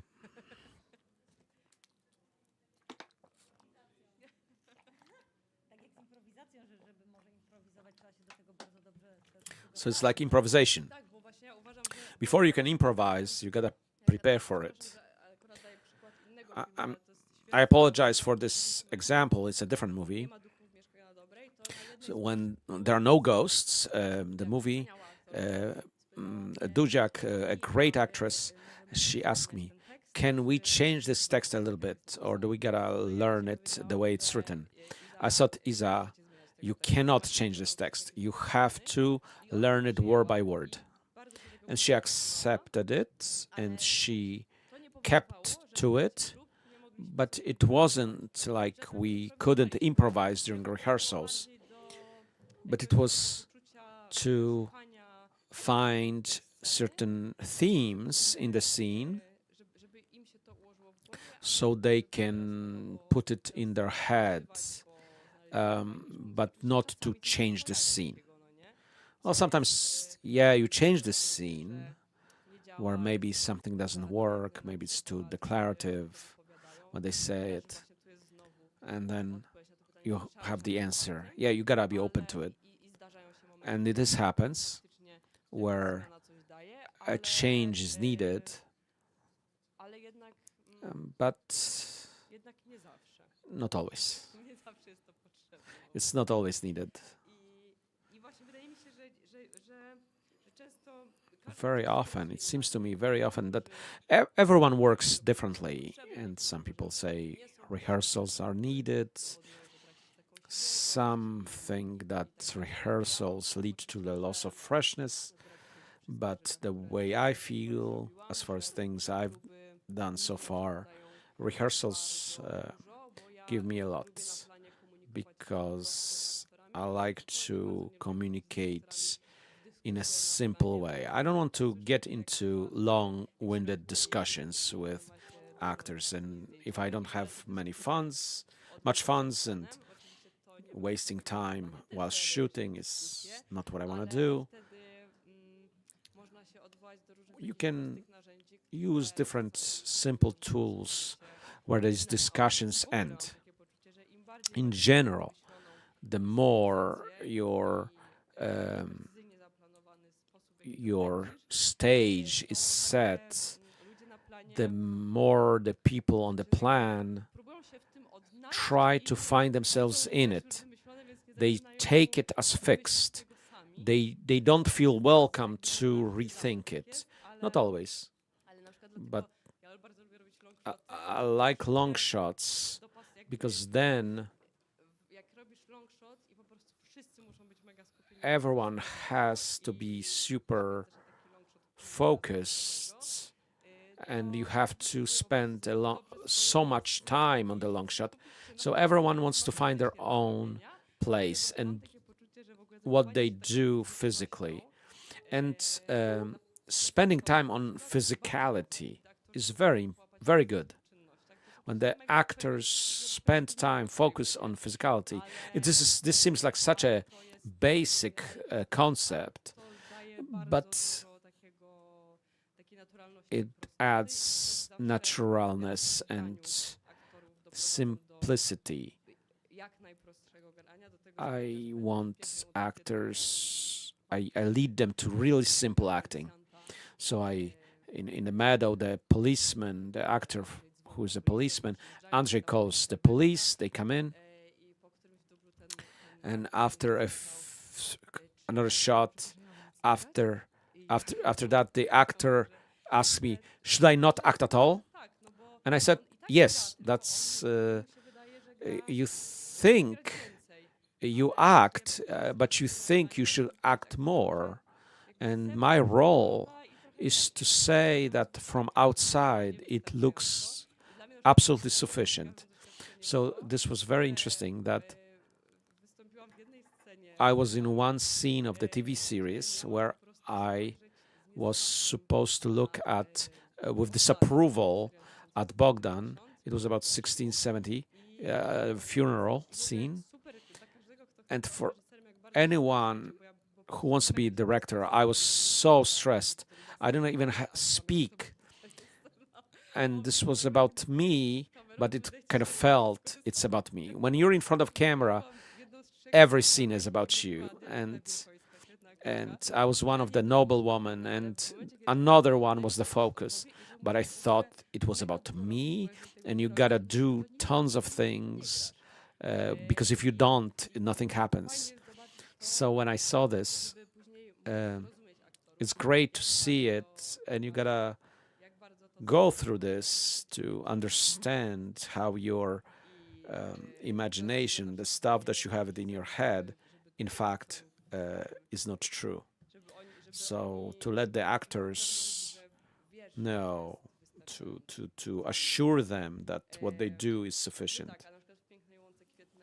In the beautiful flower meadow, I cast an actor, great actor, theater and film actor Andrzej Kłak, and also another main role is Marianka Krajewska, who is not an actress. She's very young. And it's a girl I got to know shooting a document, learning.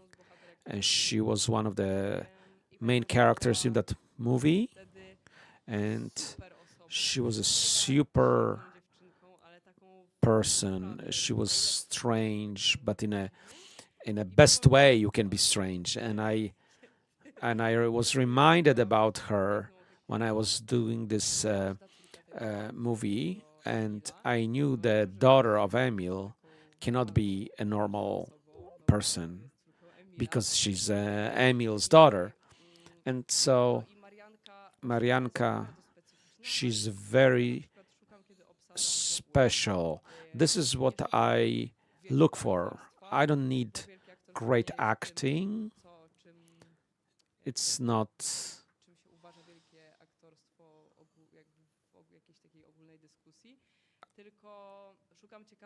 I look for interesting people who can be strange, bit original. They have screen presence. I like to combine professional actors and people who have a lot of contradictions and capabilities and tones they can play, but at the same time combine them with someone who's there, because I noticed that when this person shows up, the actors are so fascinated by this personality. And I met Justyna Wasilewska was with Nastka Tuszyńska, and they were their siblings and not actors. And she wanted to be as natural as them. Kłak, when working with Marianka, was focusing on her a lot. In The Ghosts, Szczyl is not a professional actor, and all the siblings wanted to be as natural as him. So throwing in, well, it has to be someone who's extremely charismatic and demands attention, and people grabs attention of others. So it distracts them almost from themselves. This is the most important, is for the actors to focus on the other participants in the scene than themselves. It's a simple thing that leads to good outcomes. So, beautiful meadow and the casting. That's it. I can continue about the beautiful flower meadow, or if you have... Well, now, this movie, Beautiful Flower Meadow, is... This is something I've already mentioned. What do you do after graduation? So you graduate from film school that you gotta get full featured movie. I started writing one that I still haven't shot, but in the meantime I did the beautiful Flower Meadow, and this is the thing, you cannot just focus on one screenplay. You gotta follow your life. If you have an idea, follow it. So after school, I was completely blocked and I didn't know what to do. And then I decided I gotta do the echo. I have this idea about this character who is very intense about here and now, not the past. We're doing it right now, right here. And this is where I got detached from the thinking and orientation towards full format and full featured movie. So these movies started coming to life as I was surprised I was able to write, and not just sitting over a blank page. So beautiful Flower Meadows that came from the need of needing something intense, fast, based on the world today, and my father, who's a landscape architect, and he hated having the Polish stereotypical gardens. He bemoaned the fact that the people love to model everything in gardening, not follow the natural order. So somewhat of a inspiration. It's not exactly, but also has the name Emil, and the daughter is not quite me, but there was a bit of me in Emil, and my name is Emi, so Emil is sort of me, and it's a movie which had very clear inspiration, movie inspiration, which fascinated me at the time. Paul Thomas Anderson and Adam Sandler created, because he is a great actor and he plays this in the stupidest comedies, and he plays in a very stupid movie, and he's very multidimensional.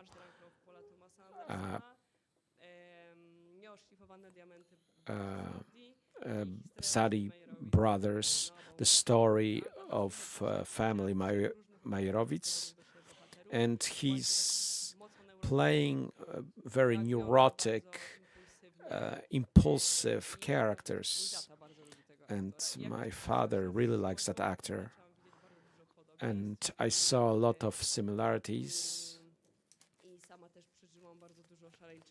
and I also experienced a lot of crazy journeys through Polish suburbs, little schools,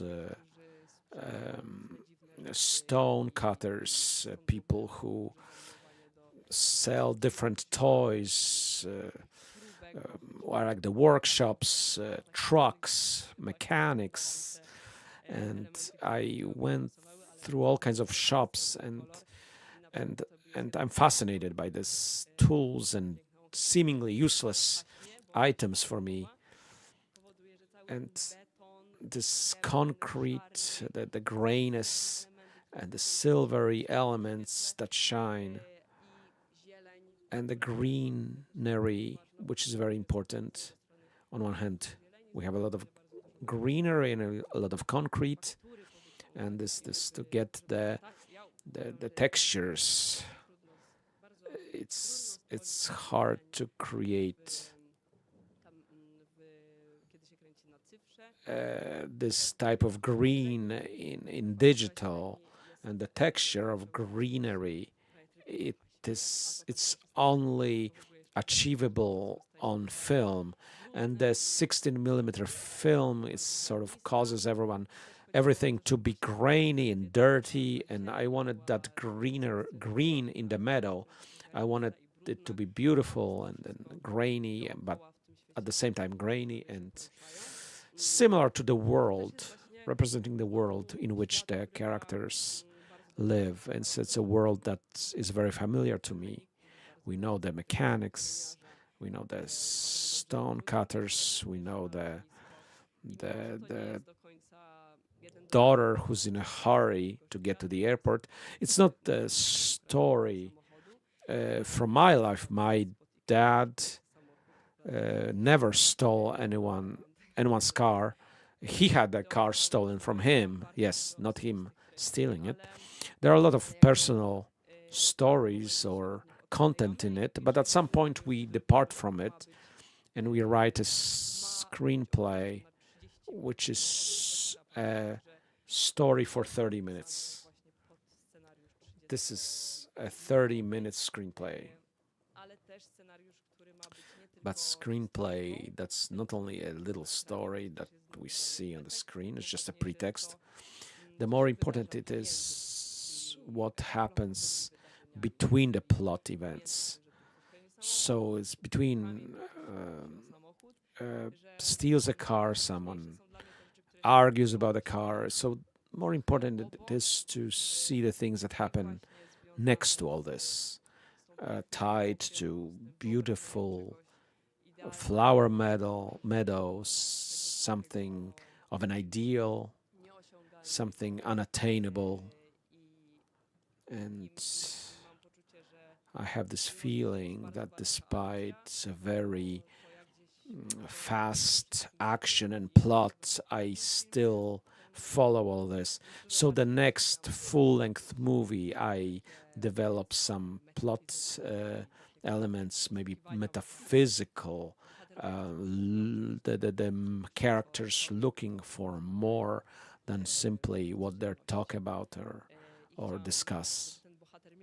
So I wanted to have the character, the simple tragicality of everyday life, and the need for some kind of spiritual peace. I had that feeling that the relationship with the daughter is some pretext.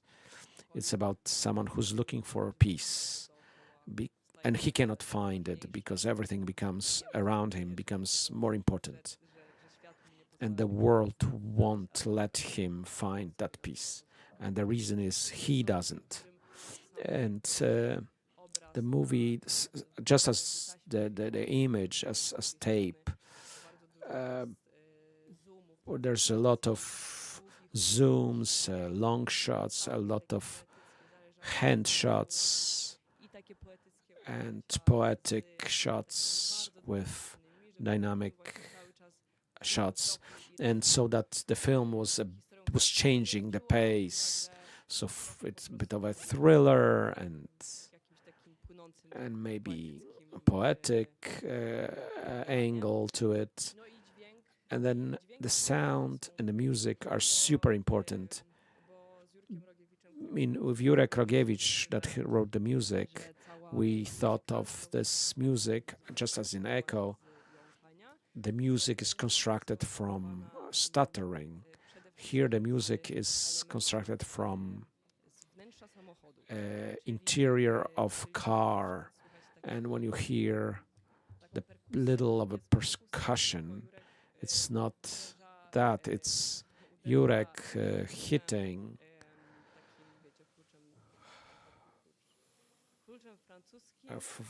the wrench. He's using a wrench hitting an empty oil drum, or he got all of these items from the interior of the car, and he was using this, striking different items. He was looking for a rhythm in it. You hear the car keys being shaken, and the whole music, whole dynamic music is made of it. So we wanted the music to come out of the world and not to be composed for classical instruments. So this movie gave us this opportunity. And the sound, and we knew the sound. I like subjective sound. And here the movie gave plenty of opportunities. So when I was writing, so this character is going to listen very attentively to his surroundings. So we were able to actually let ourselves pull a lot of these elements from outside, and he's looking for peace, but then he creates things that make noise. He's sensitive to smell. He feels that someone stinks. Then he feels he stinks himself. And then you talk about beautiful flower meadow, and that's only that. It's exclusively what he hears. And the nature, the sound of nature. Then the next we hear the dog barking loud next door. So we try to use these elements, the sound elements that surround him. From the other side, he plays opera music. He used to be an opera singer, so that also calms him down. But then he tries to overpower it. Then the playing overpowers it as well, and all these things were supposed to create the sounds, and we wanted to pull out these sounds and to build the world out of these sounds. And when the character sees this flower meadow, it has its own sound made of so it's a composed music, but there are elements such as from a meadow. So these layers, sound and music layers. So I spoke about everything. So it was very long monologue. You gotta give me some questions. Well, we gotta wrap it up too.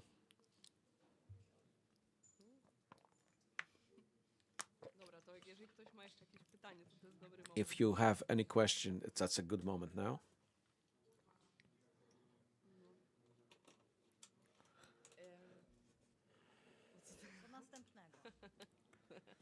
Świetne pytanie. No teraz ja muszę skończyć. Nie ma duchu mieszkać. I gotta wrap up. There are no ghosts. I work intensely on a screenplay for a full-length movie, and Kasper Bajon is the artistic director of it.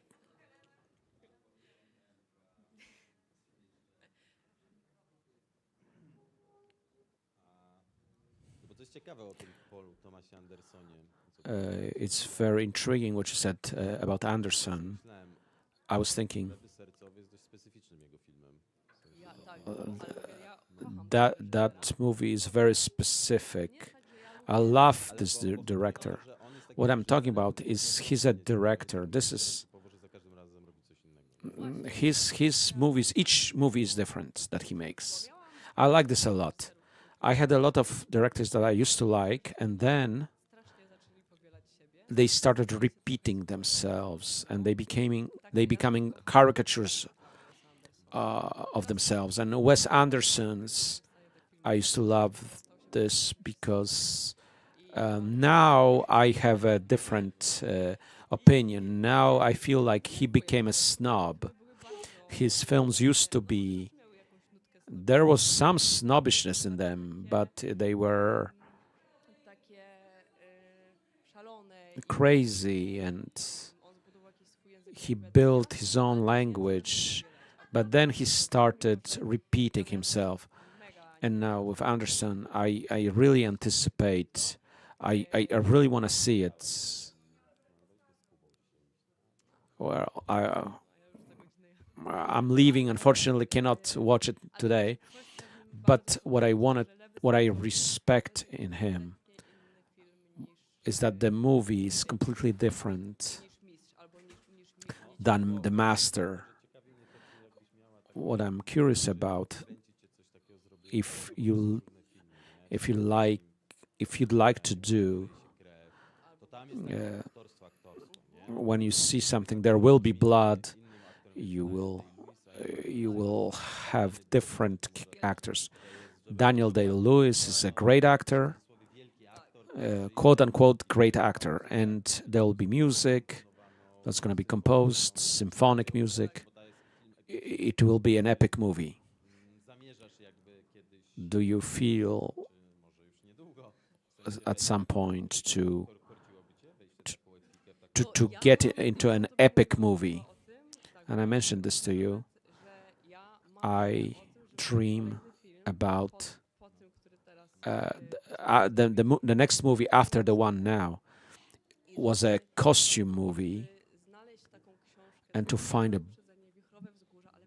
a book like Wuthering Heights or Pride and Prejudice, and something I was inspired, or I read a book of Hitchcock and I was inspired, and he never accepts great literature because he likes average literature, because then he makes a great movie out of it.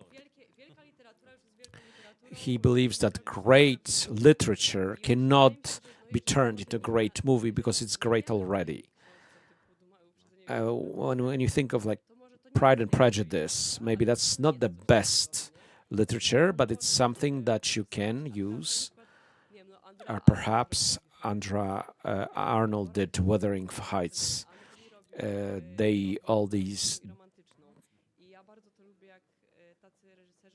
I love when directors take this type of literature. Little Women of Gerby. I thought that was not great, actually. But it's great when you see these movies being fresh, but there's more extensively acted. Marie Antoinette, and that would be great. And I'd love to look for something. It'd be good to... the epicness would fit a costume project, costume movie.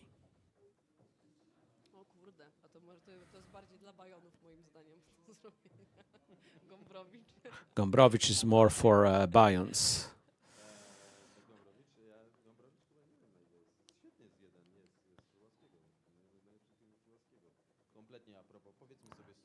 Let's admit, let's talk frankly about Polish business. One of the best movies was completely lost. It never really... the Gombrowicz movies is tremendous.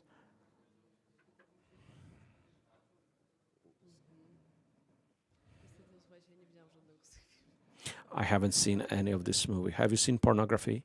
No. I gotta see it. It will look as if I haven't seen anything. All right. Thank you very much for listening to my monologues. I hope it wasn't too boring. I wish you great workshopping.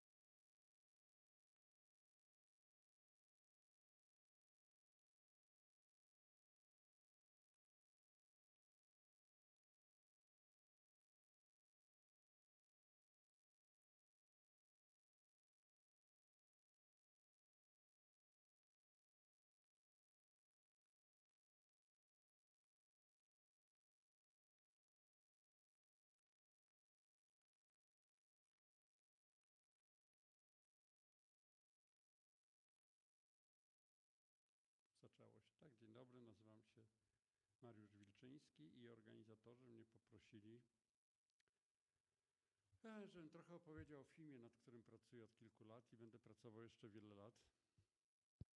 Problem polega na tym, że o tym filmie właściwie nic nie The mogę problem is I can't say much about this movie because I cannot reveal certain trade secrets here.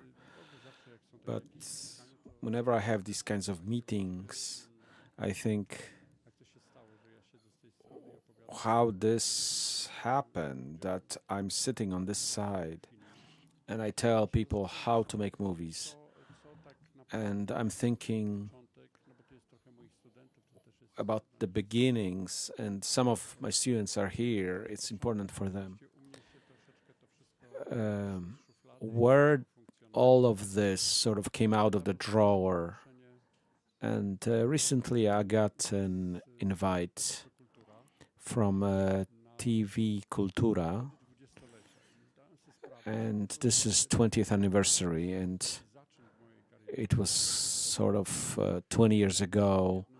The impulse for the beginning of my career, one of my co-creators, Kapuściński, proposed that with 8 other people come up with a cultural oriented channel that might as well never come to life. There were other people, and we worked for half a year on something that was not even realistically going to materialize. It's a similar atmosphere as before Matura exam.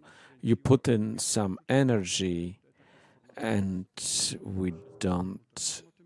we never thought we were going to create an institution such as Polish TV Kultura channel. So I had to do all the intros. So I had to do 30 of them, and I had 4 months for this. It was quite a channel. I'd never done much animations. I did some of it. I got some awards. It was all on national level, and I really the way I did this, where I did them, all of them, as if they were a movie. Everyone worked that way. When you go to television, when artists treated it as sort of a day job, and when we had so much fun. It's the second time in my life is when we did Męskie Granie, but with this, it was our.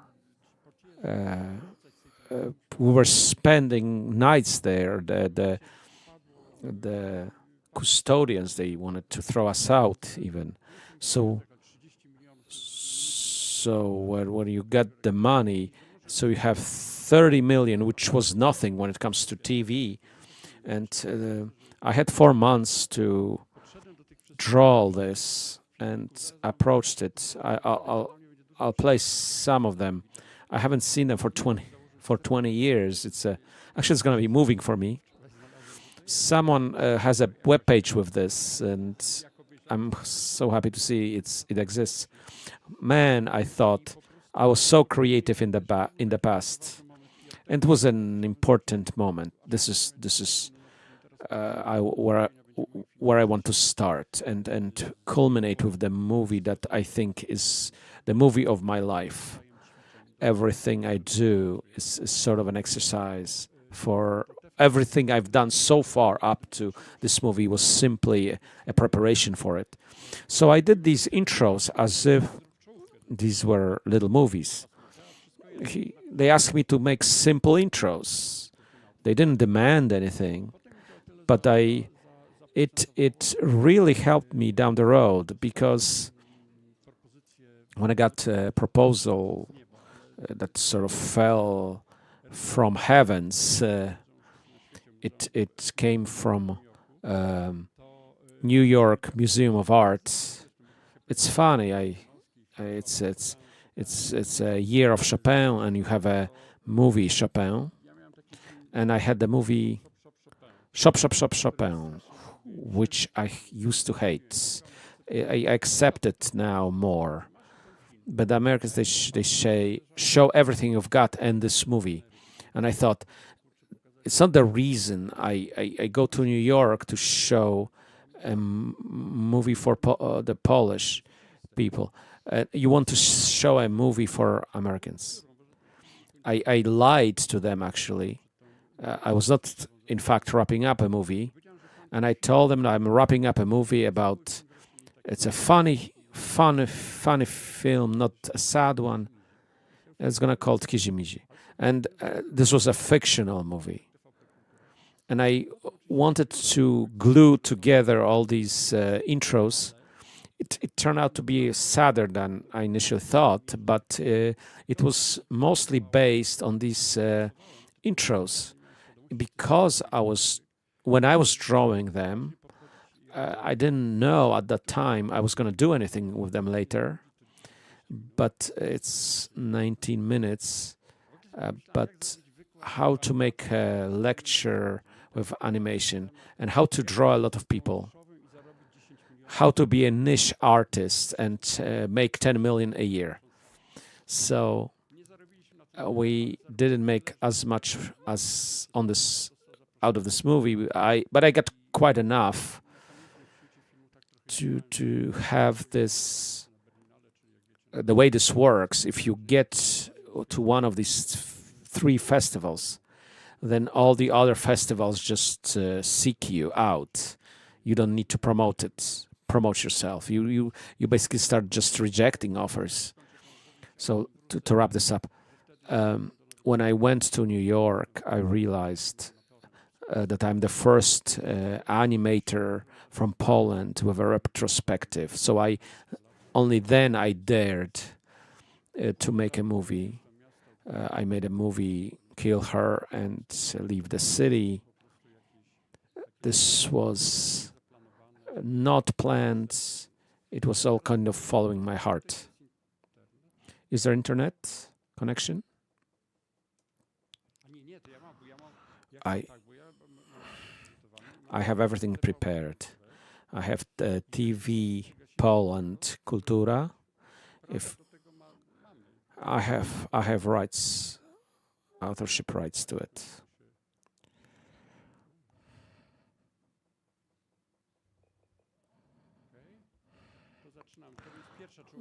This is the first intro I've done in my life. There are a lot of firsts later. That's not it. Sorry about that.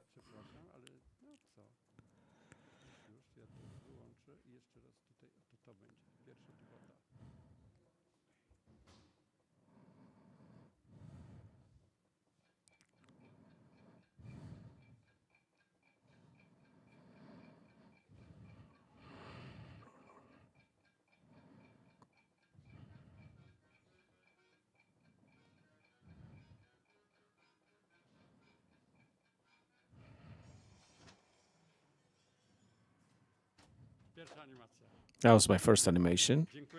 Thank you. I know that was a great moment to stop. You don't have to tell it in my face. This is a 19-minute block. This is the first time I saw this in 20 years. It was very moving. Back then, I was at the level where many of you are now. But in animation, as in many other things, the idea is key. So maybe some random intros for TV Poland Kultura. I did 150 altogether.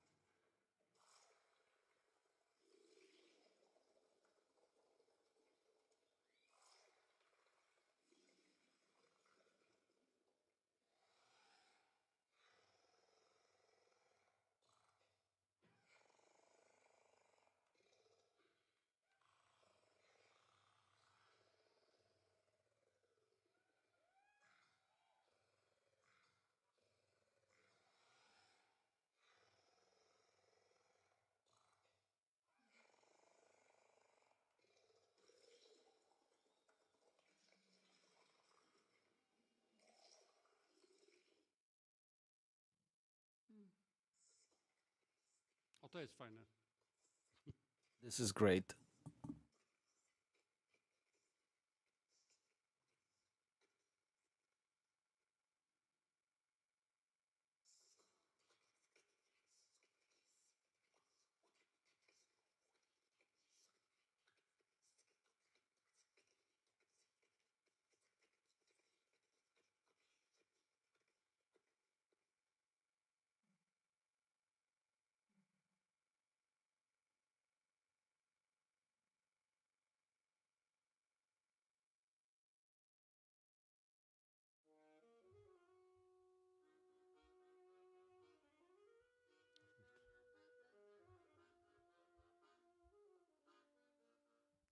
To wyjaśnię, to jest taki genom, który I'll wielkie słowa, explain myślałem, this. że This myśmy is w a stacji, potem stacja się posługiwała genome. przykładem 7 kresek. They use this Adidas set ma 3, of 7 lines. Adidas has 3 and we have 7. Nie, najpierw Is rysuję, this tym music trzeba known to you rysować, beforehand? I first draw and then set the music. Nie, muzyka jest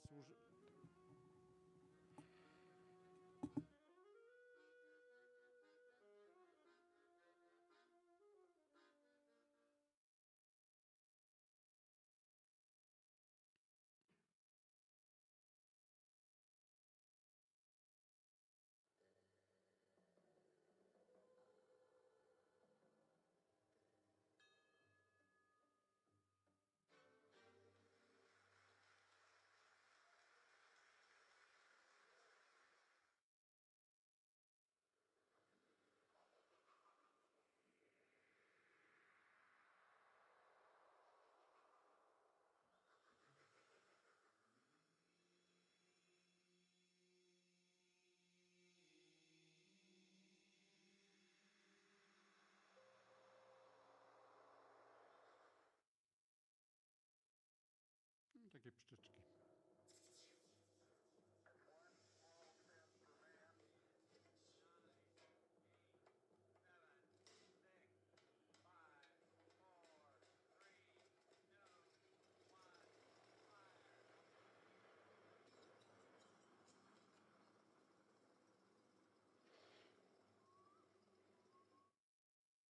To ten kolor żółty, bo to już miał być coś tam kluczowane. Takie to były.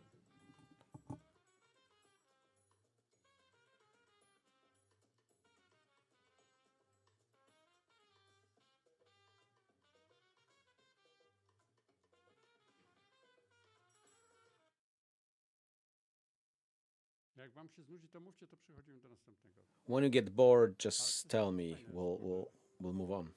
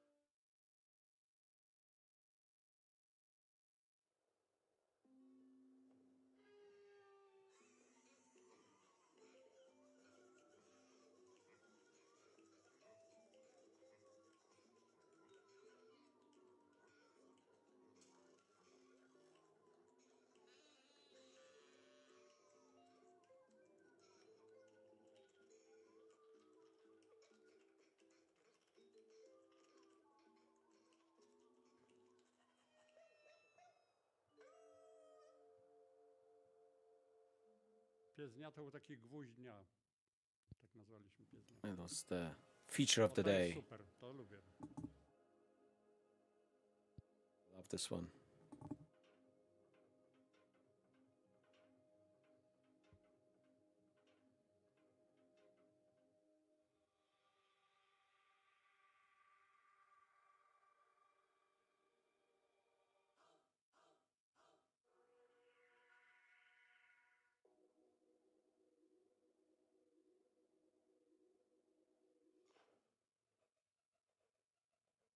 To jak była powtórka.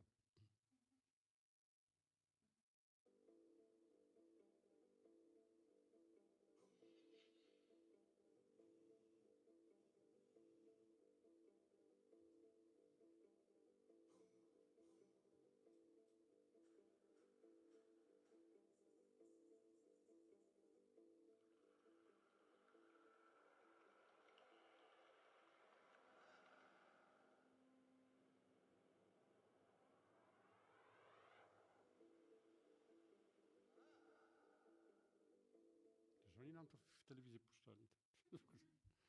Ale puszczali przez 5 lat.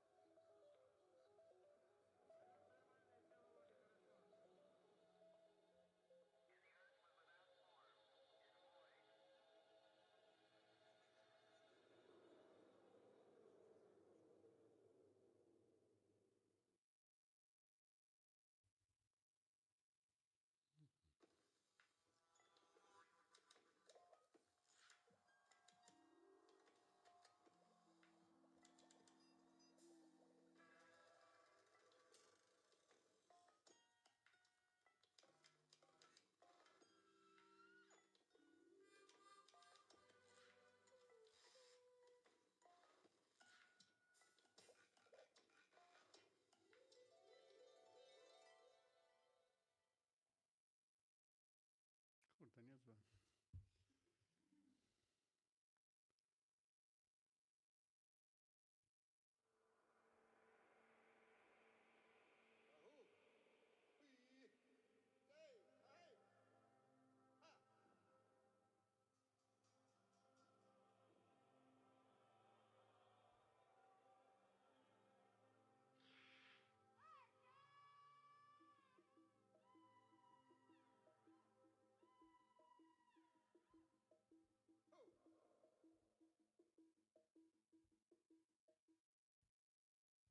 Człowiek młody to wymyśla takie rzeczy naprawdę.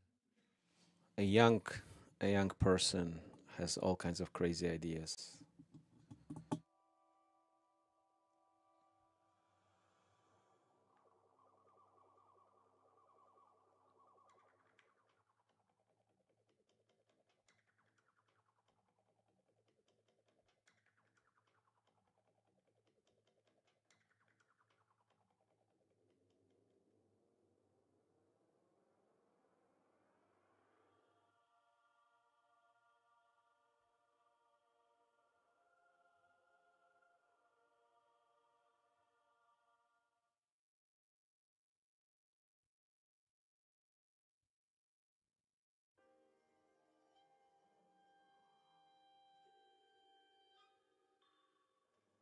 Tu się trochę powtórzyłem.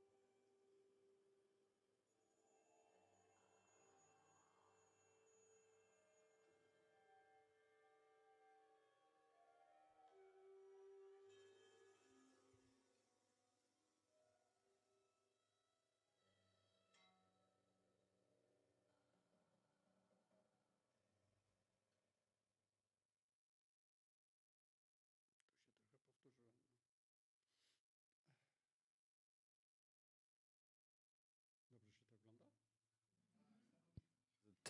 Enjoyable to watch?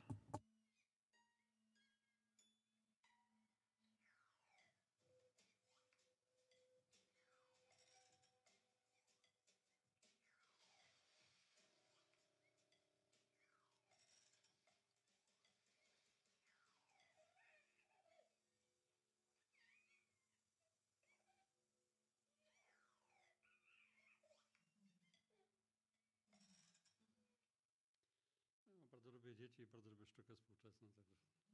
Like modern art and I like children.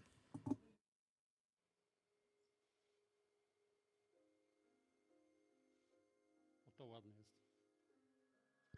This is nice.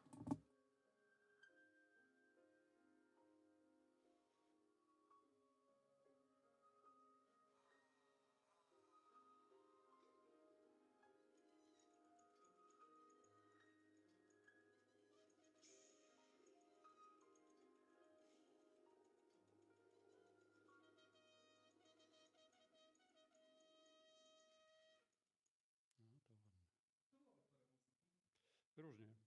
Część ja, It część depends. Komar. Some Janek Komar, a few people.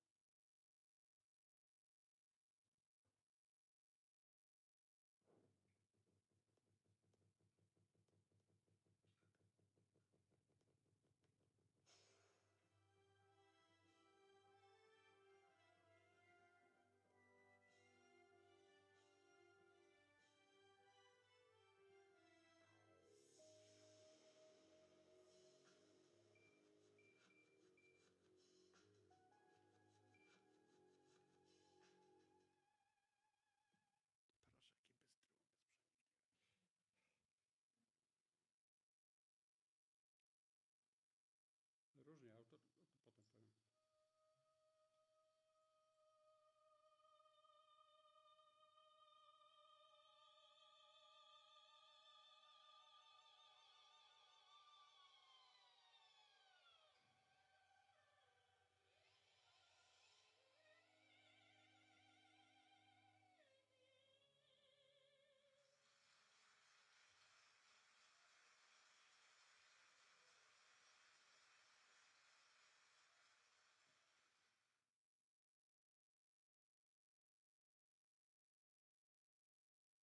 Część Paweł Mykieten robił, część Janek Komar, część Marzena Majcher, część ja. Muzykę.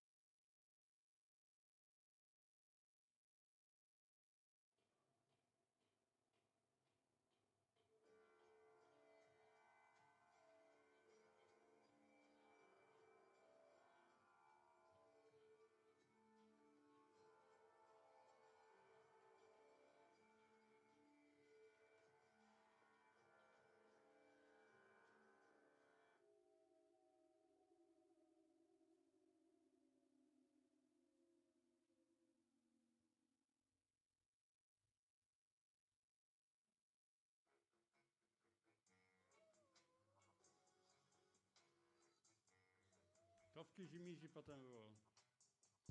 Included this in Kijimichi.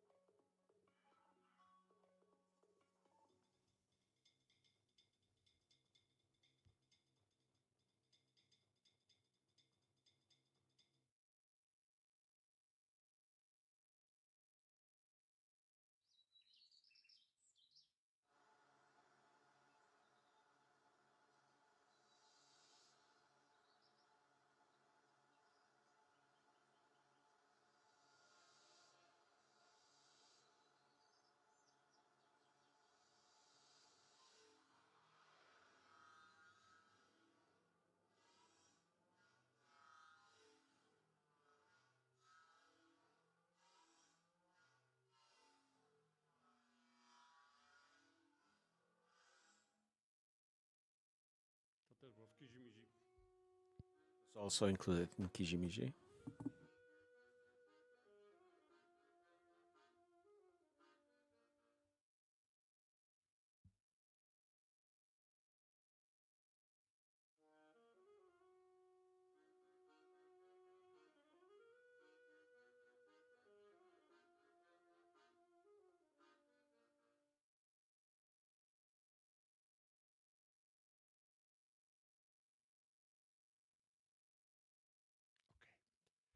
No to tyle.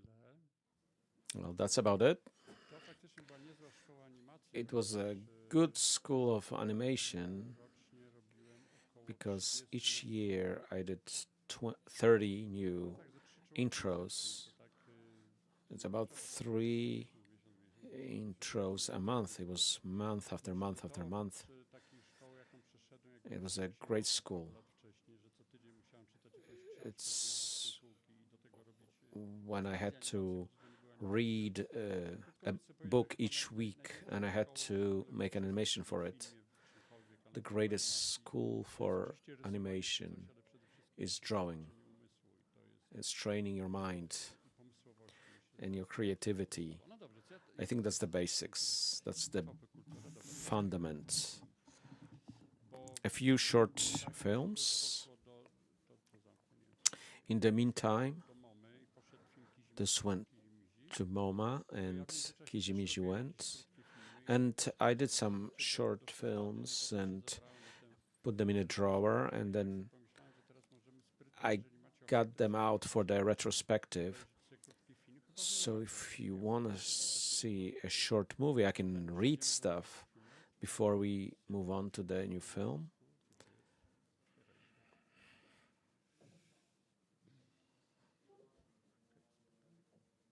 To jest tak, mojej mamie i sobie, no to taki bardzo prościutki.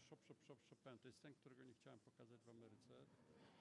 I didn't want to show Chopin in America. Kwieciński na pewno, bo jego Kwieciński was a big fan of this film and stole the title.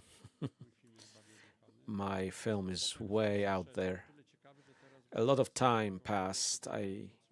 There was a Wrocław festival, and a few weeks ago they showed the past tense, the movie, with commentary, with interpretation, with an actress is reading it.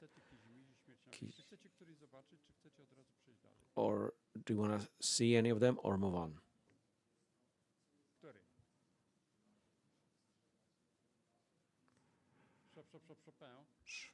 Chopin. Chopin. No niestety, ja uważam, niestety jest moim najlepszym filmem. Jest I bardzo trudny. think, unfortunately, it's one of my best movies. Ważny film, że to był początek It's a mojej difficult prawie- movie. no nie, to współpracy It was my z wielkim artystą, cooperation, Tomasz Stańko, notabene nagrał who managed to record music for the movie I'm working on right now, and I'm really, I feel really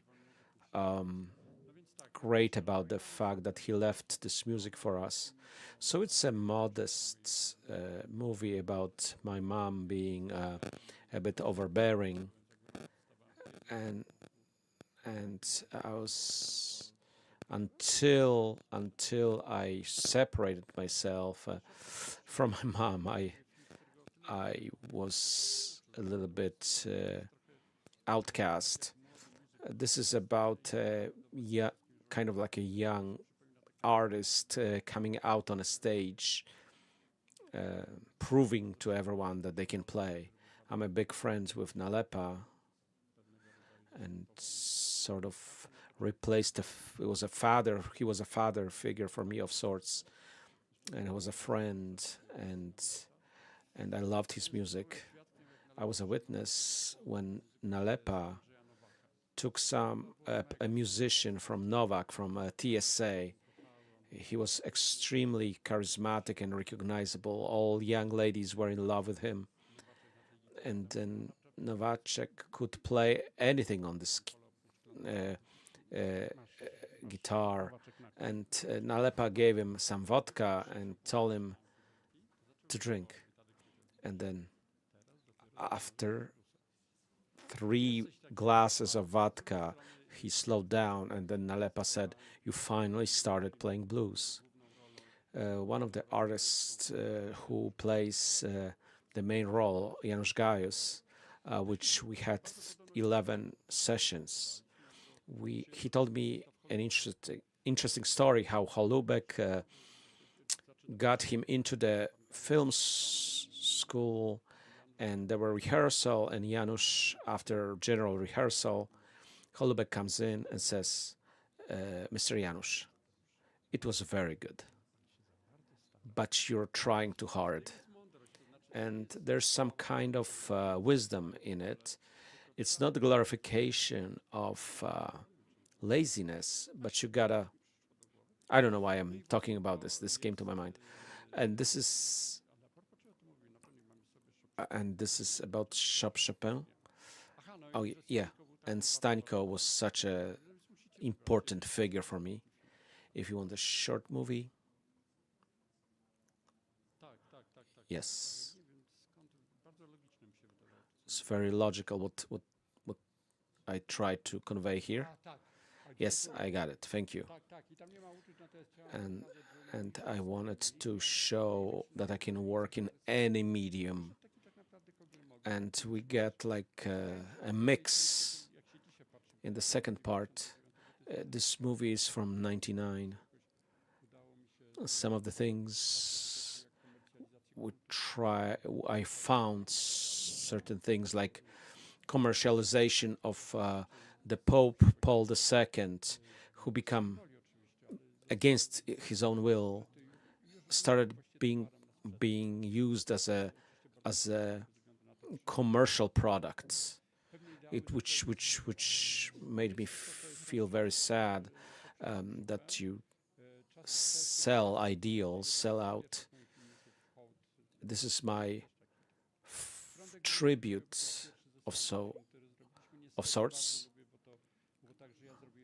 I made a movie and then Tomasz recorded, and it was great to observe how he created music. When he reached out for the trumpet, he became a wizard. I have this problem when I'm so old and old-fashioned. So I loved Nalepa, Stańko. I don't like any jazz from Poland. Once you know this. So Tomasz Stańko was exceptional. He was a wizard. He asked me one question.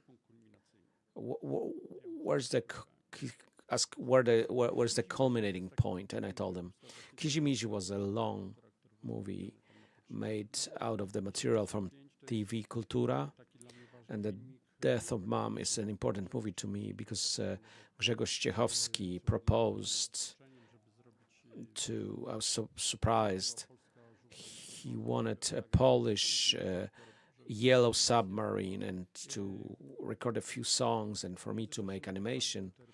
And in the meantime, they were recording a Republica record. His manager insisted on writing a text, so he brought it and started working on it. And in the meantime, he passed, and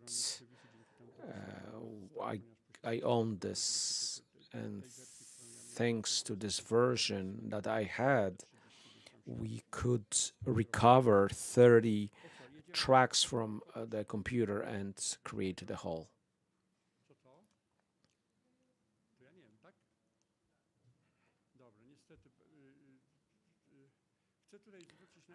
I want to turn your attention to something.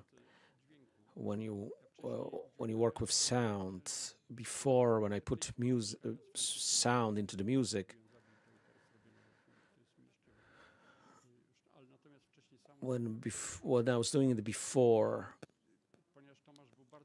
because Tomasz was very expensive, he said, "Okay, put some sound in it, and I'll only add trumpet." And I did this, and I brought it to him, and he listened to this, and he asked, "Is it Bolek in Lolek?" And then he replaced everything I did, and I noticed what kind of great artist he was, and in what sense I'm similar. That I want to draw things that are not exactly, that the meaning is not exact. So the sounds that he used was the sound of whales, the sound of the city is the jungle sounds. It's so easy to recognize. No, it's not like jungle and cities, that connection. It's very subconscious. It's not an ordinary city. It's an idea of a city. What Tomasz did there is absolutely masterly.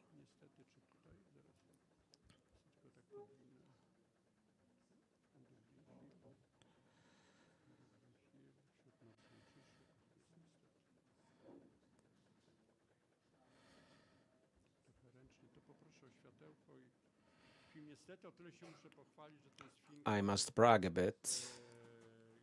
This film was purchased from me by the National Gallery in London.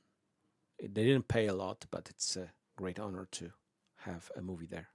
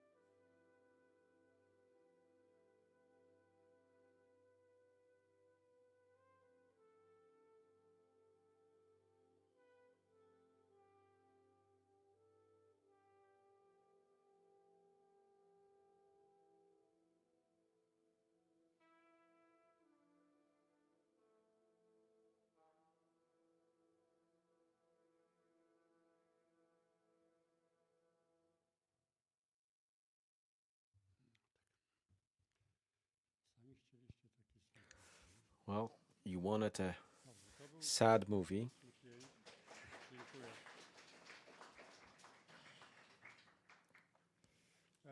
I po tych wszystkich krótkich filmikach zacząłem After pracować all these miejsce, short features, I started working on Kill Her and Leave This Town. Więc tak, pomyślałem sobie, że może I thought właśnie that ten perhaps I'll show you this tutaj jest tego miasta. Potem trailer for this tego zabija. movie. Fragment tego animatiku zrobionego na przykład. Then I'll show you the animatic Harmonogram, co robię z nowym filmem. and timetable about the new Może być? film I'm working on. To jest zwiastun oficjalny, który szedł na Berlinale. This is the trailer that went to Berlinale. No i tyle. That's it. To światełko poproszę.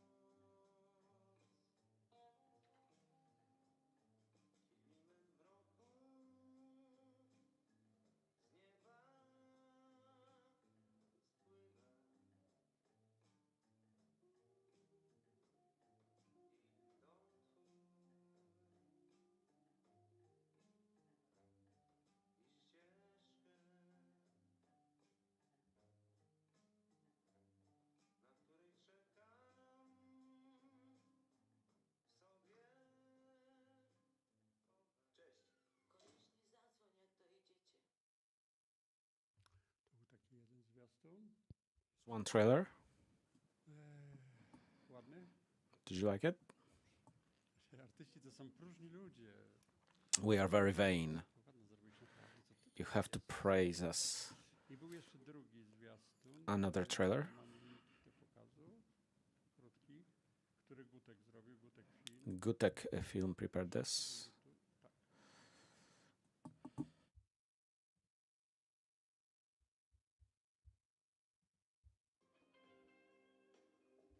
Opuściłem od początku, nie? O, to tak się zaczynało.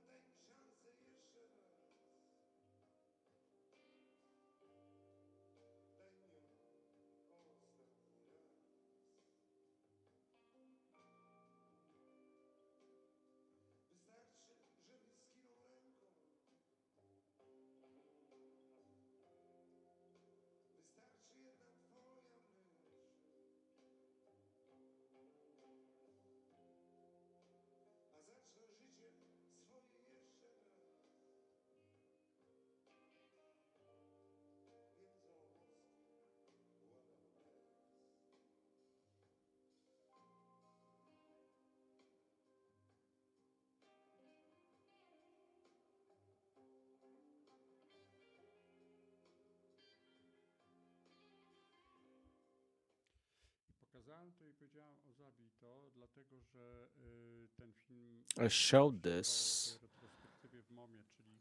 that after the MOM retrospective, after doing about 10 animations and all that stuff for Kultura, it was as if I made 5 extra movies. Then I worked on this one, and the way it looked, I can show something.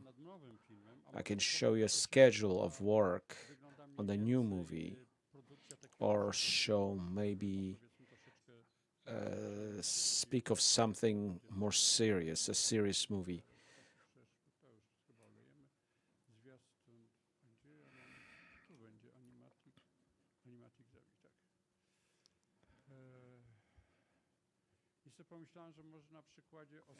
Maybe using the example of the final scene to show you what it looks like. If you're into this, if you're interested. Okay.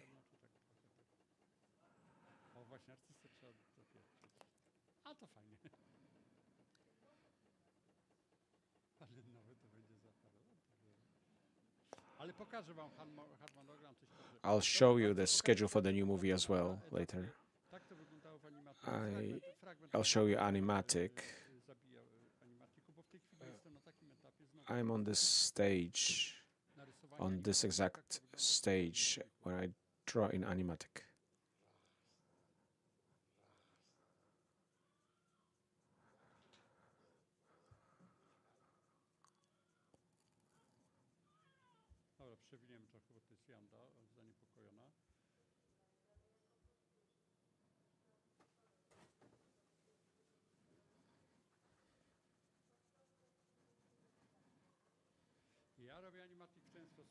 The way I did animatic is I have the music, I have individual drawings which you add movement to.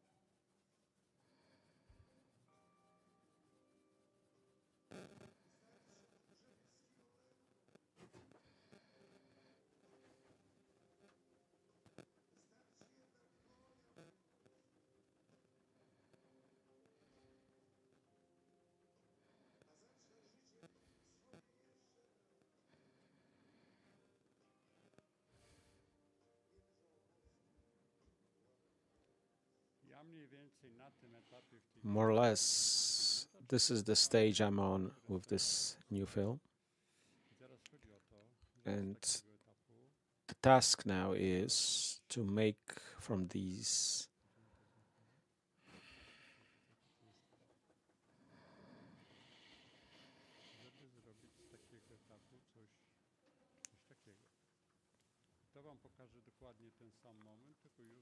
I'll show you the same moment, all cleaned up, that's animated.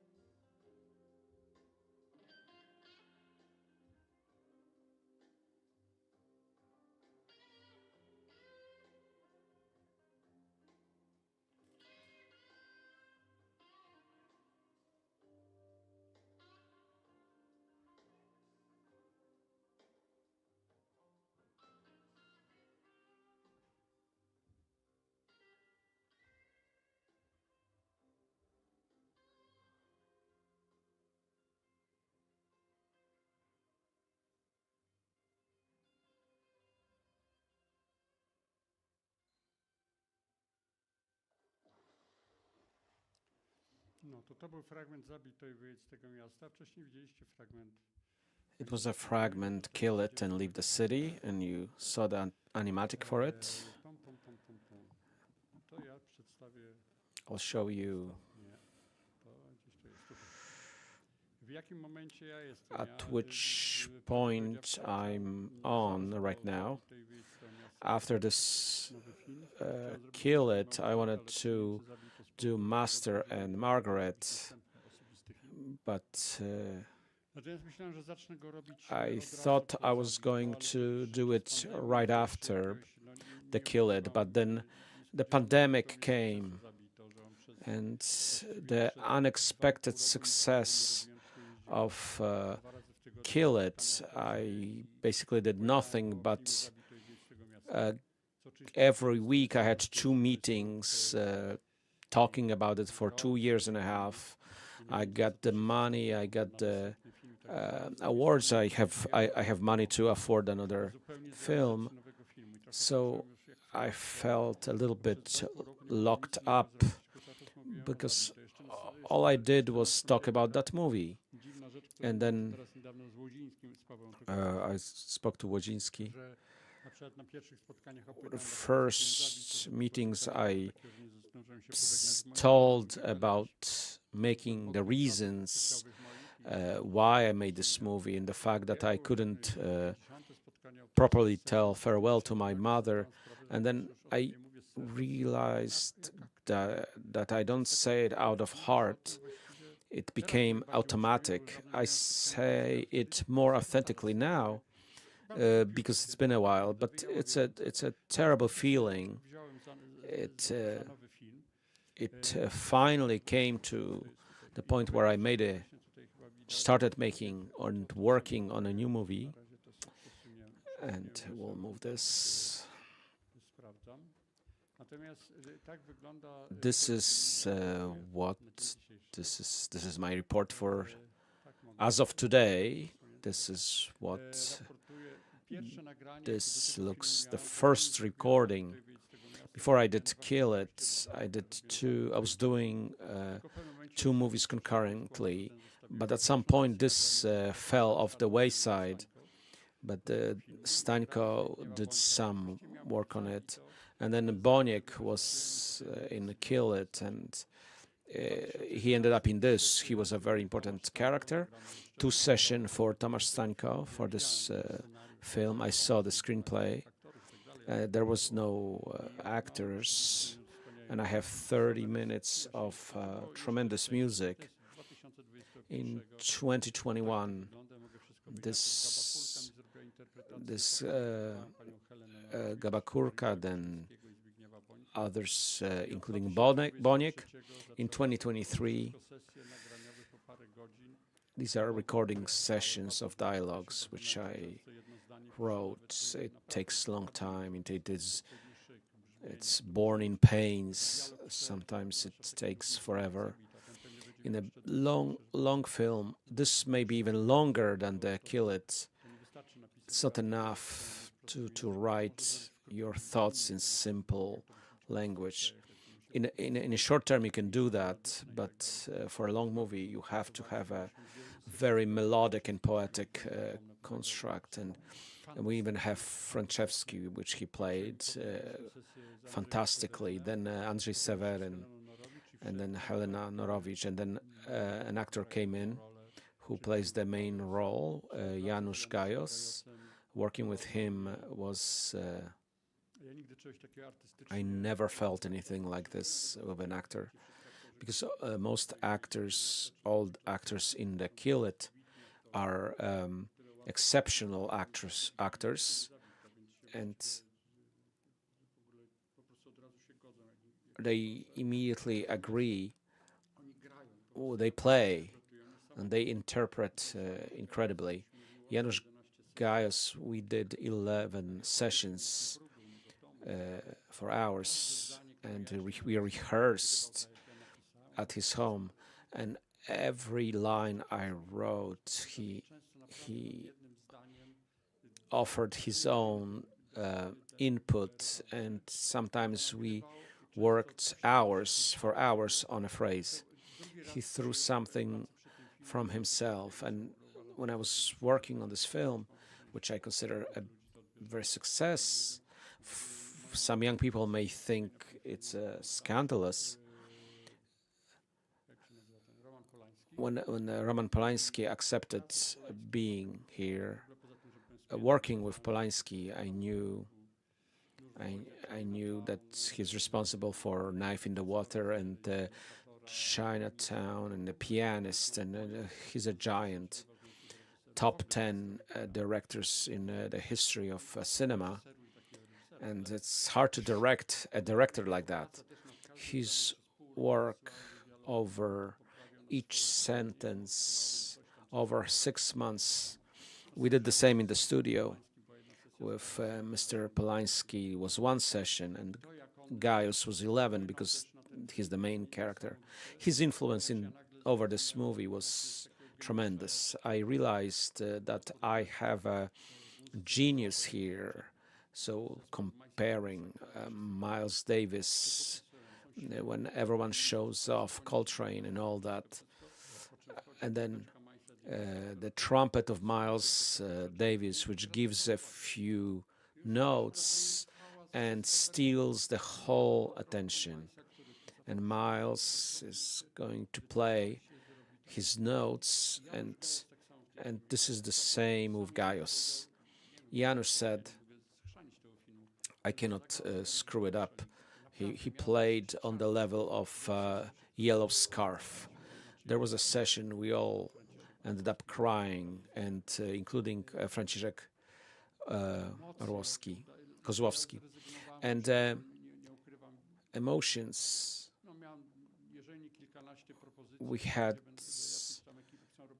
a dozen of proposals to have making of. Oh, you had Gaius, you had Polanski, and I said, no, I don't want this.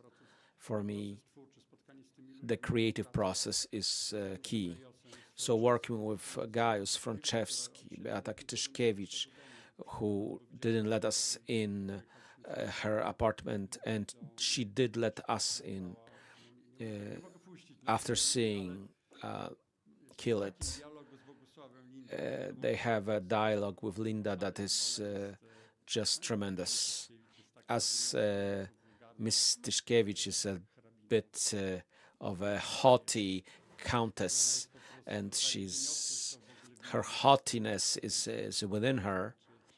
I don't know if it's learned, but Janusz Gaius, it's suddenly his way of working. I stopped working everything and started writing for him.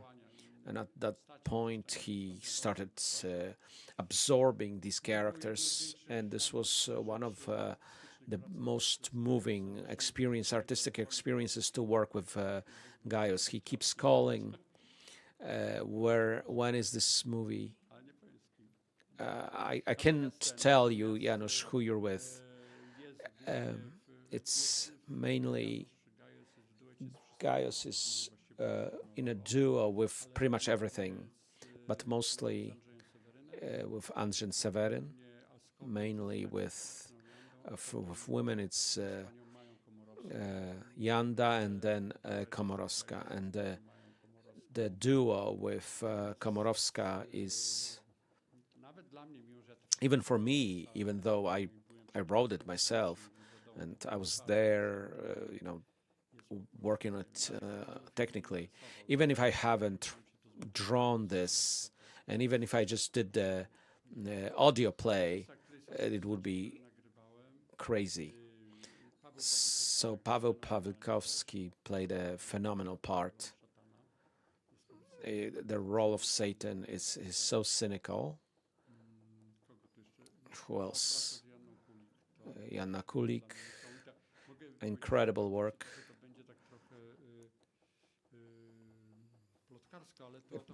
Perhaps some gossip here, but when it comes to quality, Asia Kulik called me. She wanted to find out something, and her voice was very raspy because she sounded like Janis Joplin, and she was doing a movie where she had to yell. And if you want to record it, then organize a session. And she came in the next night, and we recorded Kulikową with Janis Joplin voice. So this is my reminiscence. She's so professional. It will have different language versions: Italian, French, and in English.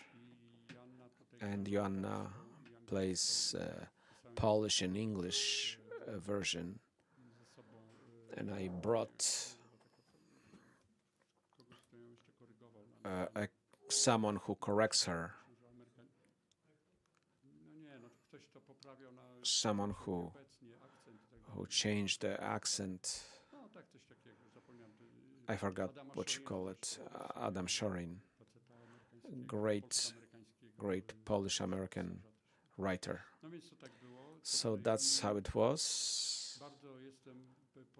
I'm very excited by Urbaniak's recording, because I can reveal this. There's going to be a scene where 4 artists or directors meet, and that's Wajda, Polański, Fellini, and Bergman, and Giulietta Massima, the wife of Fellini, and it was incredible. And what Polański, in fact, met them. They were not big pals, but they were acquaintances. So if there are scenes when they talk, when they meet during Oscars, and Polański with the knife in the water, and Fellini with 8.5, he basically then 8.5 won. I never met anyone more modest than Polański. I was struck by his modesty. And there are some actors whom I want to finish recording by next summer. And Marco Ghia, my friend from Italy, wonderful. Dąbrowska will be Massima. Markus Horm will be Bergman.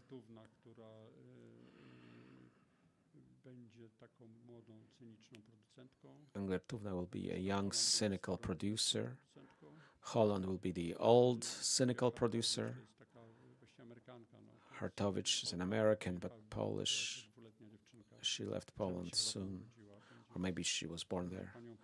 So she will be Miss President, and one will be, ensuring will be Truman Capote. And that's the list.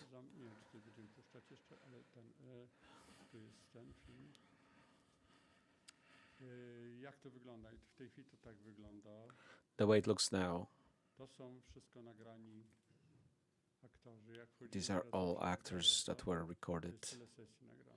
These are the sessions with him. And we go farther, and this is all actual sessions. I'm not gonna open. Okay, each character has these sessions. And I was gonna mention Michał Urbaniak, because in the ball there will be Miles Davis. Urbaniak actually recorded a beautiful solo on tutu.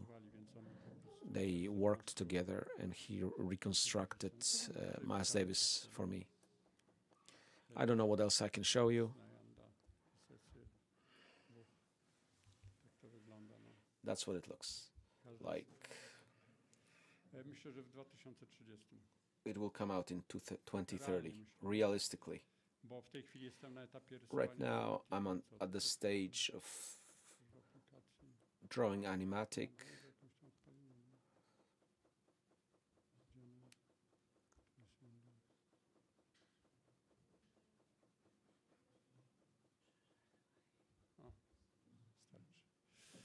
Przeszedłem.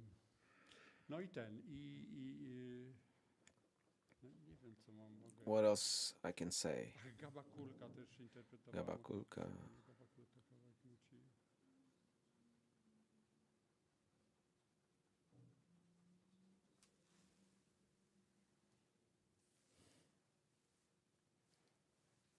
Skończyło się.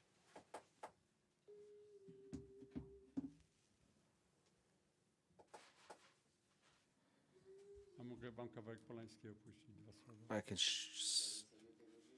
This is Polański.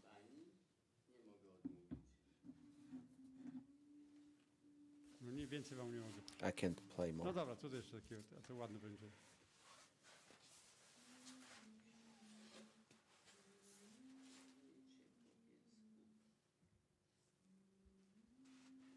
To jest geniusz. Polański jest geniuszem. He's a genius. He's an absolute genius.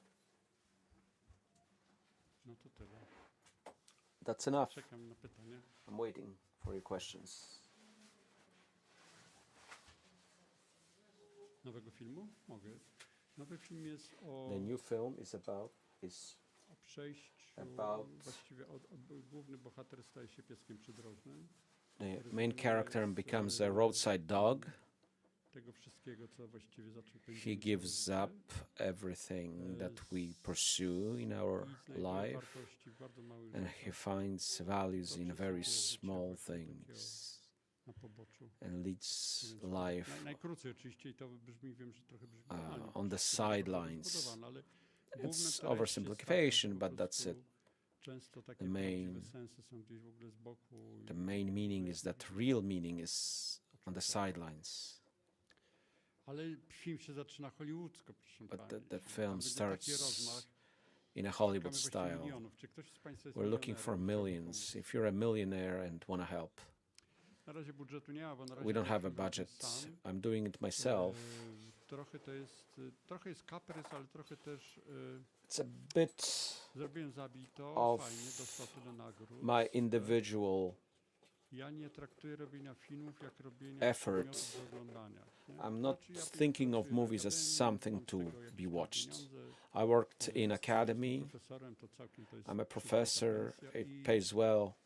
chcę zachować taką czystość realizując ten And film. To znaczy nie when chcę, I'm wejdę w ten moment w making produkcję, no a bo sam nie movie, dam rady I pewnie, want ale to maintain na razie some chcę jak purity. najdłużej być takim po prostu dziewiczym artystą, I który want to pracuje be jak a dziecko albo jak malarz, taki gdzieś, który childlike sobie robi. artists who Nie chcę- just chcę paints unikać and tych creates. wszystkich procedur, tych I don't- pisów, tego I wszystkiego. Want to Nie avoid ukrywam, all the że to bureaucracy faktycznie jest and troszeczkę- wejdę w pewnym paperwork. momencie, I wejdę, mean, bo at some muszę point na I'll razie have to to robić do wszystko it. za swoje pieniądze. Niektórzy For now, to I pay for it myself, and some biorą actors honoraria, niektórzy to mnie zaskakuje, to tacy, demand którzy w ogóle payment, some dają don't. rysunek, Some are niektórzy chcą wejść w produkcję surprisingly tego not. filmu. Some are Na przykład want to get ostatnio involved. Dorociński powiedział, Marcin "Człowieku, Dorociński, to jest man, I want to Nie be wiem, co in mam z tym this zrobić.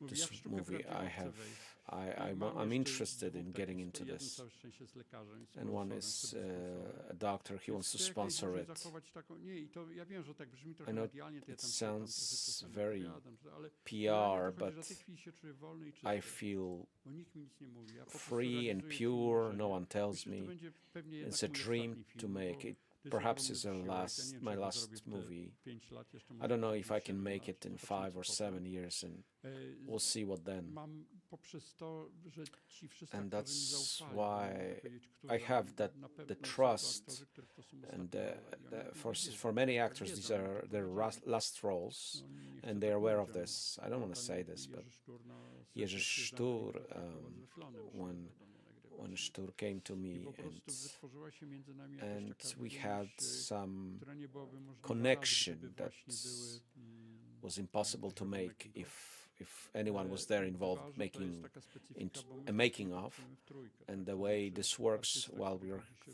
there's wystąpić, 3 of ja us, i, me, the artist, zazwyczaj Franciszek and Kozłowski, Franciszek który Kozłowski, artysta, who fotografa, records kultury this, i tak who's dalej, i tak dalej. I a po man prostu of na high dzień culture, dzięki temu and it's very możemy otwierać intimate, sobie serce i and we can przekraczać jakieś open granice our hearts emocjonalne. and Więc ja ten film chcę cross robić najdłużej, emotional jak się da. Myślę, że jeszcze zrobię.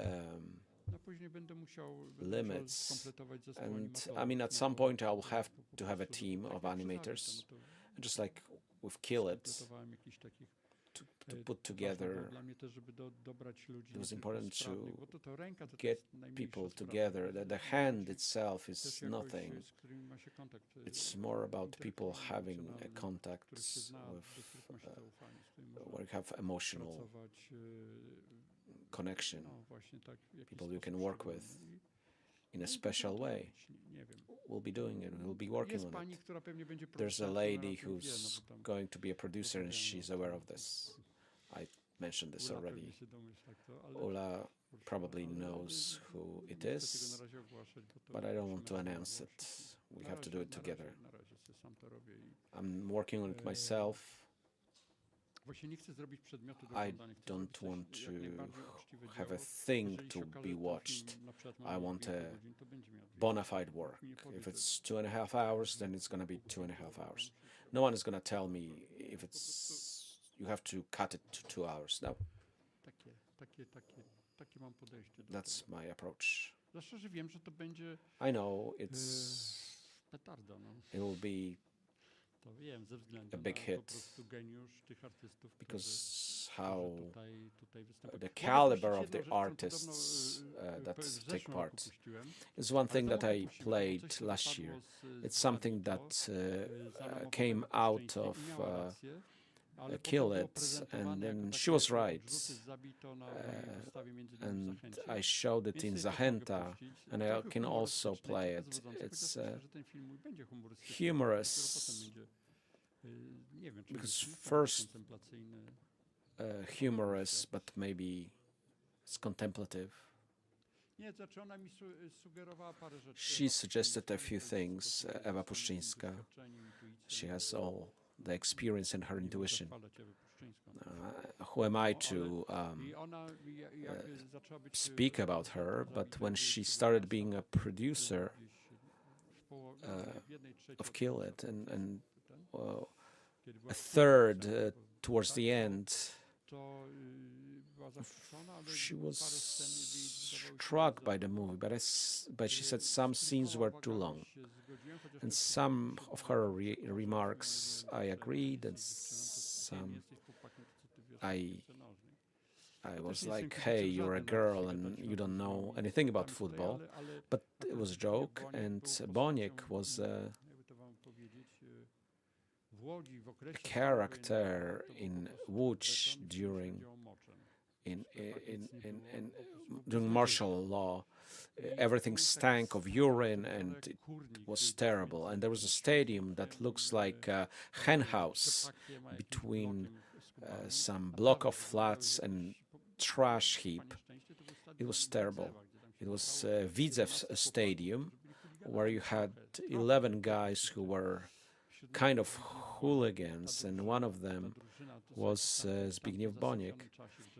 At that time, that horrible time, used to win with Liverpool, Juventus, and the greatest powers in club football. And Boniek was the king. He owned this, and when he went to Juventus, he was the second in history in amount of payment. It was much more than Lewandowski, and he was from Łódź. I don't want to mention anything about intrigue, and it will be in this movie. I can't spoil this because one important fragment, and Boniek, I told him, I'm not into football. I don't want to know anything about what you do now. You were important because when I was from Łódź, you gave us hope that we are not worse than the people from the West. I know you have this. My students speak 3 languages, and you travel with Erasmus, but in martial law, it was a ghetto, so I'm not gonna give you all this. Is when you first traveled west and and how you saw oranges and bananas. And Boniek was a big superhero figure, and Eva wanted to throw him out. She was right, and others, she was wrong. And I kept him, and he didn't fit here. Oh yeah, we were here for a long time. Okay, I can show you animatic level. 2 minutes. Tam dźwięk pod koniec trochę przyspiesza czy coś. No i to jest oczywiście próbka, no bo to do filmu. It's just a trial. Boniek is a serious character in this movie.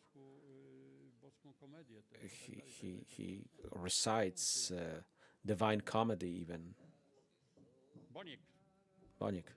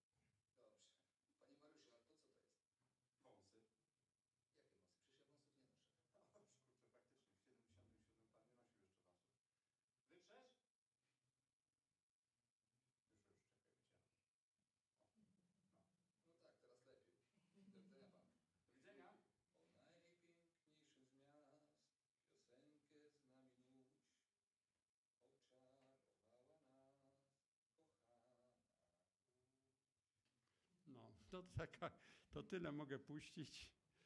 I can show.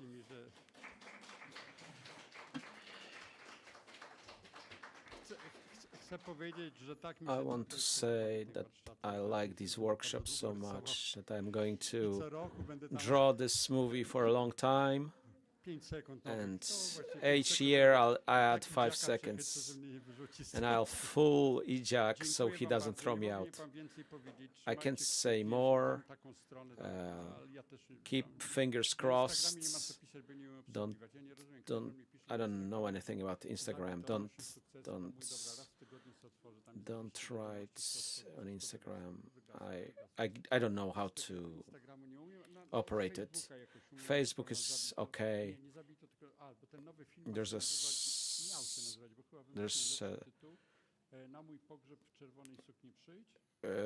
the former title for this was supposed to wear a red dress for my funeral, but the new title we haven't decided yet.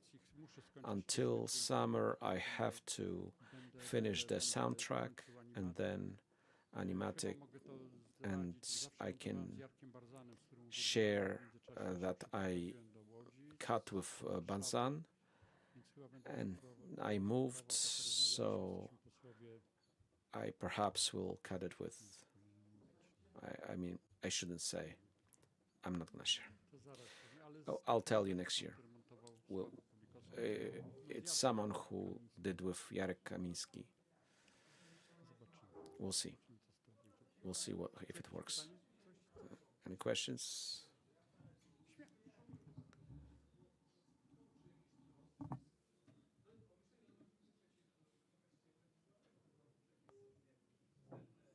Do you have any plans as to visuals for the new movie? Well, I'm gonna be myself. This is how I draw. When Stańko lived, Tomasz Stańko lived next to me, and the mayor commissioned with Stańko with the anthem for Podkowa Leśna, and I said, everyone will be depressed when you write this, and he said, it's okay. So I asked Tomasz, I loved him. He had everything, the newest stuff. And I asked Tomek, he paid you a lot. No, I did it for free. I said, and the mayor said that they'll put the phone in. He had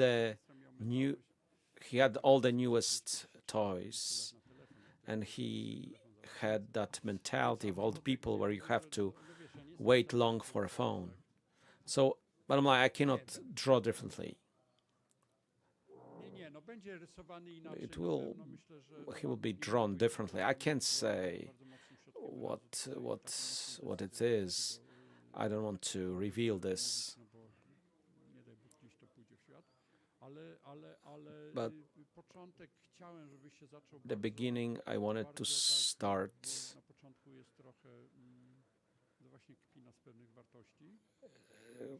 we try to make fun of some values, and I try to do it better, 3 times better than Pixar, which I can, and add a role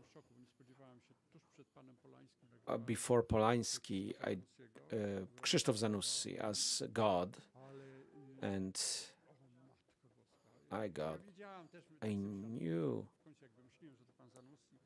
that if it's Zanussi, with whom I respect a lot, these are masterpieces. And then later on, his movies became less powerful. First 15 to 20 years of Zanussi, and he even shot with Idziak. So Mr. Zanussi, the discussion with him, he knew Bergman, so he told me a few things about him. And the first meeting when they met, he said not to fall in love with him because I'm very unfriendly. And he was a great person. Then the next day he exploded because someone parked improperly. And he also shared a story. He and Wajda were walking down with Fellini, and Wajda was complaining that a lot of his movies are censored, and cried that he wished that the government of Italy was at all interested in his movies. So for me, a giant like Fellini or Wajda are people. I recorded Pan Krzysztof.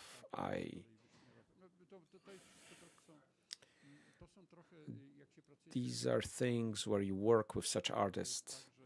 It's kind of like, except for Gaius, who's a genius, and you kind of know what you're gonna get. So when with Wajda, you get all kinds of extra things, and I wrote text for Polański with conversation with ghosts in the heavens, and I think he meets with Ellie Fitzgerald, and he tells me things, and it comes in San Francisco in a Jewish restaurant, and a big woman comes up. Are you Roman Polański? She asks, and this is Ella Fitzgerald. You're a goddess. So things like this. So when you meet people like this, then you have the truth, and these are new paths, and and he's like a painter where he drips paint and you have to follow it. So these characters you have to follow. You cannot not follow them. So there's a scene where Bergman, Weidman, and Fellini are together at the Oscars.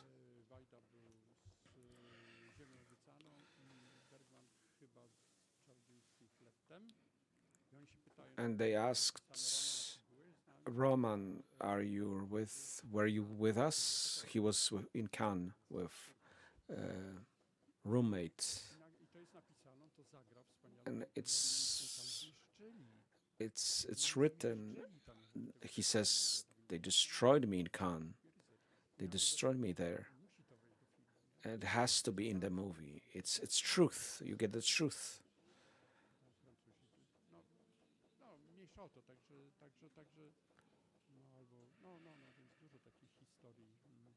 So many such stories. You meet artists.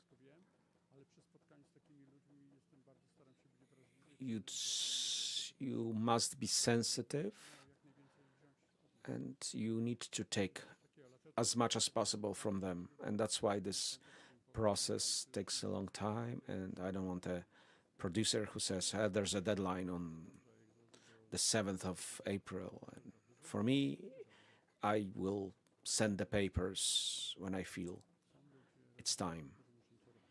And some directors who feel they need to make a movie each year, and that's great.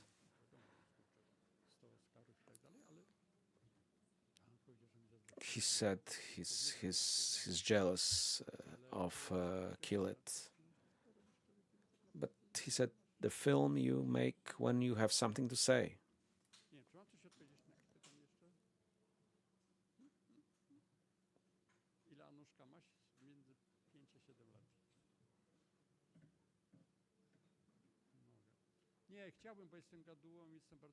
I'm very talkative, I'm emotional.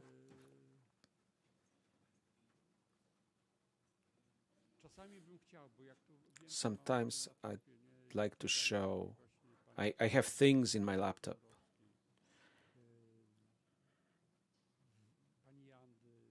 Miss Yanda or Gaius. Franczewski is tremendous. I'd love to brag, but I can't. We are fighting for another director. I can't share who. I won't reveal his name. And Eva is helping me with this. And so that's Kasia.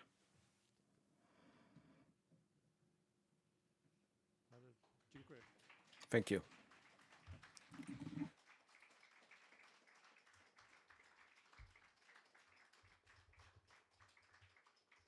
Bardzo dziękuję. Moją grupkę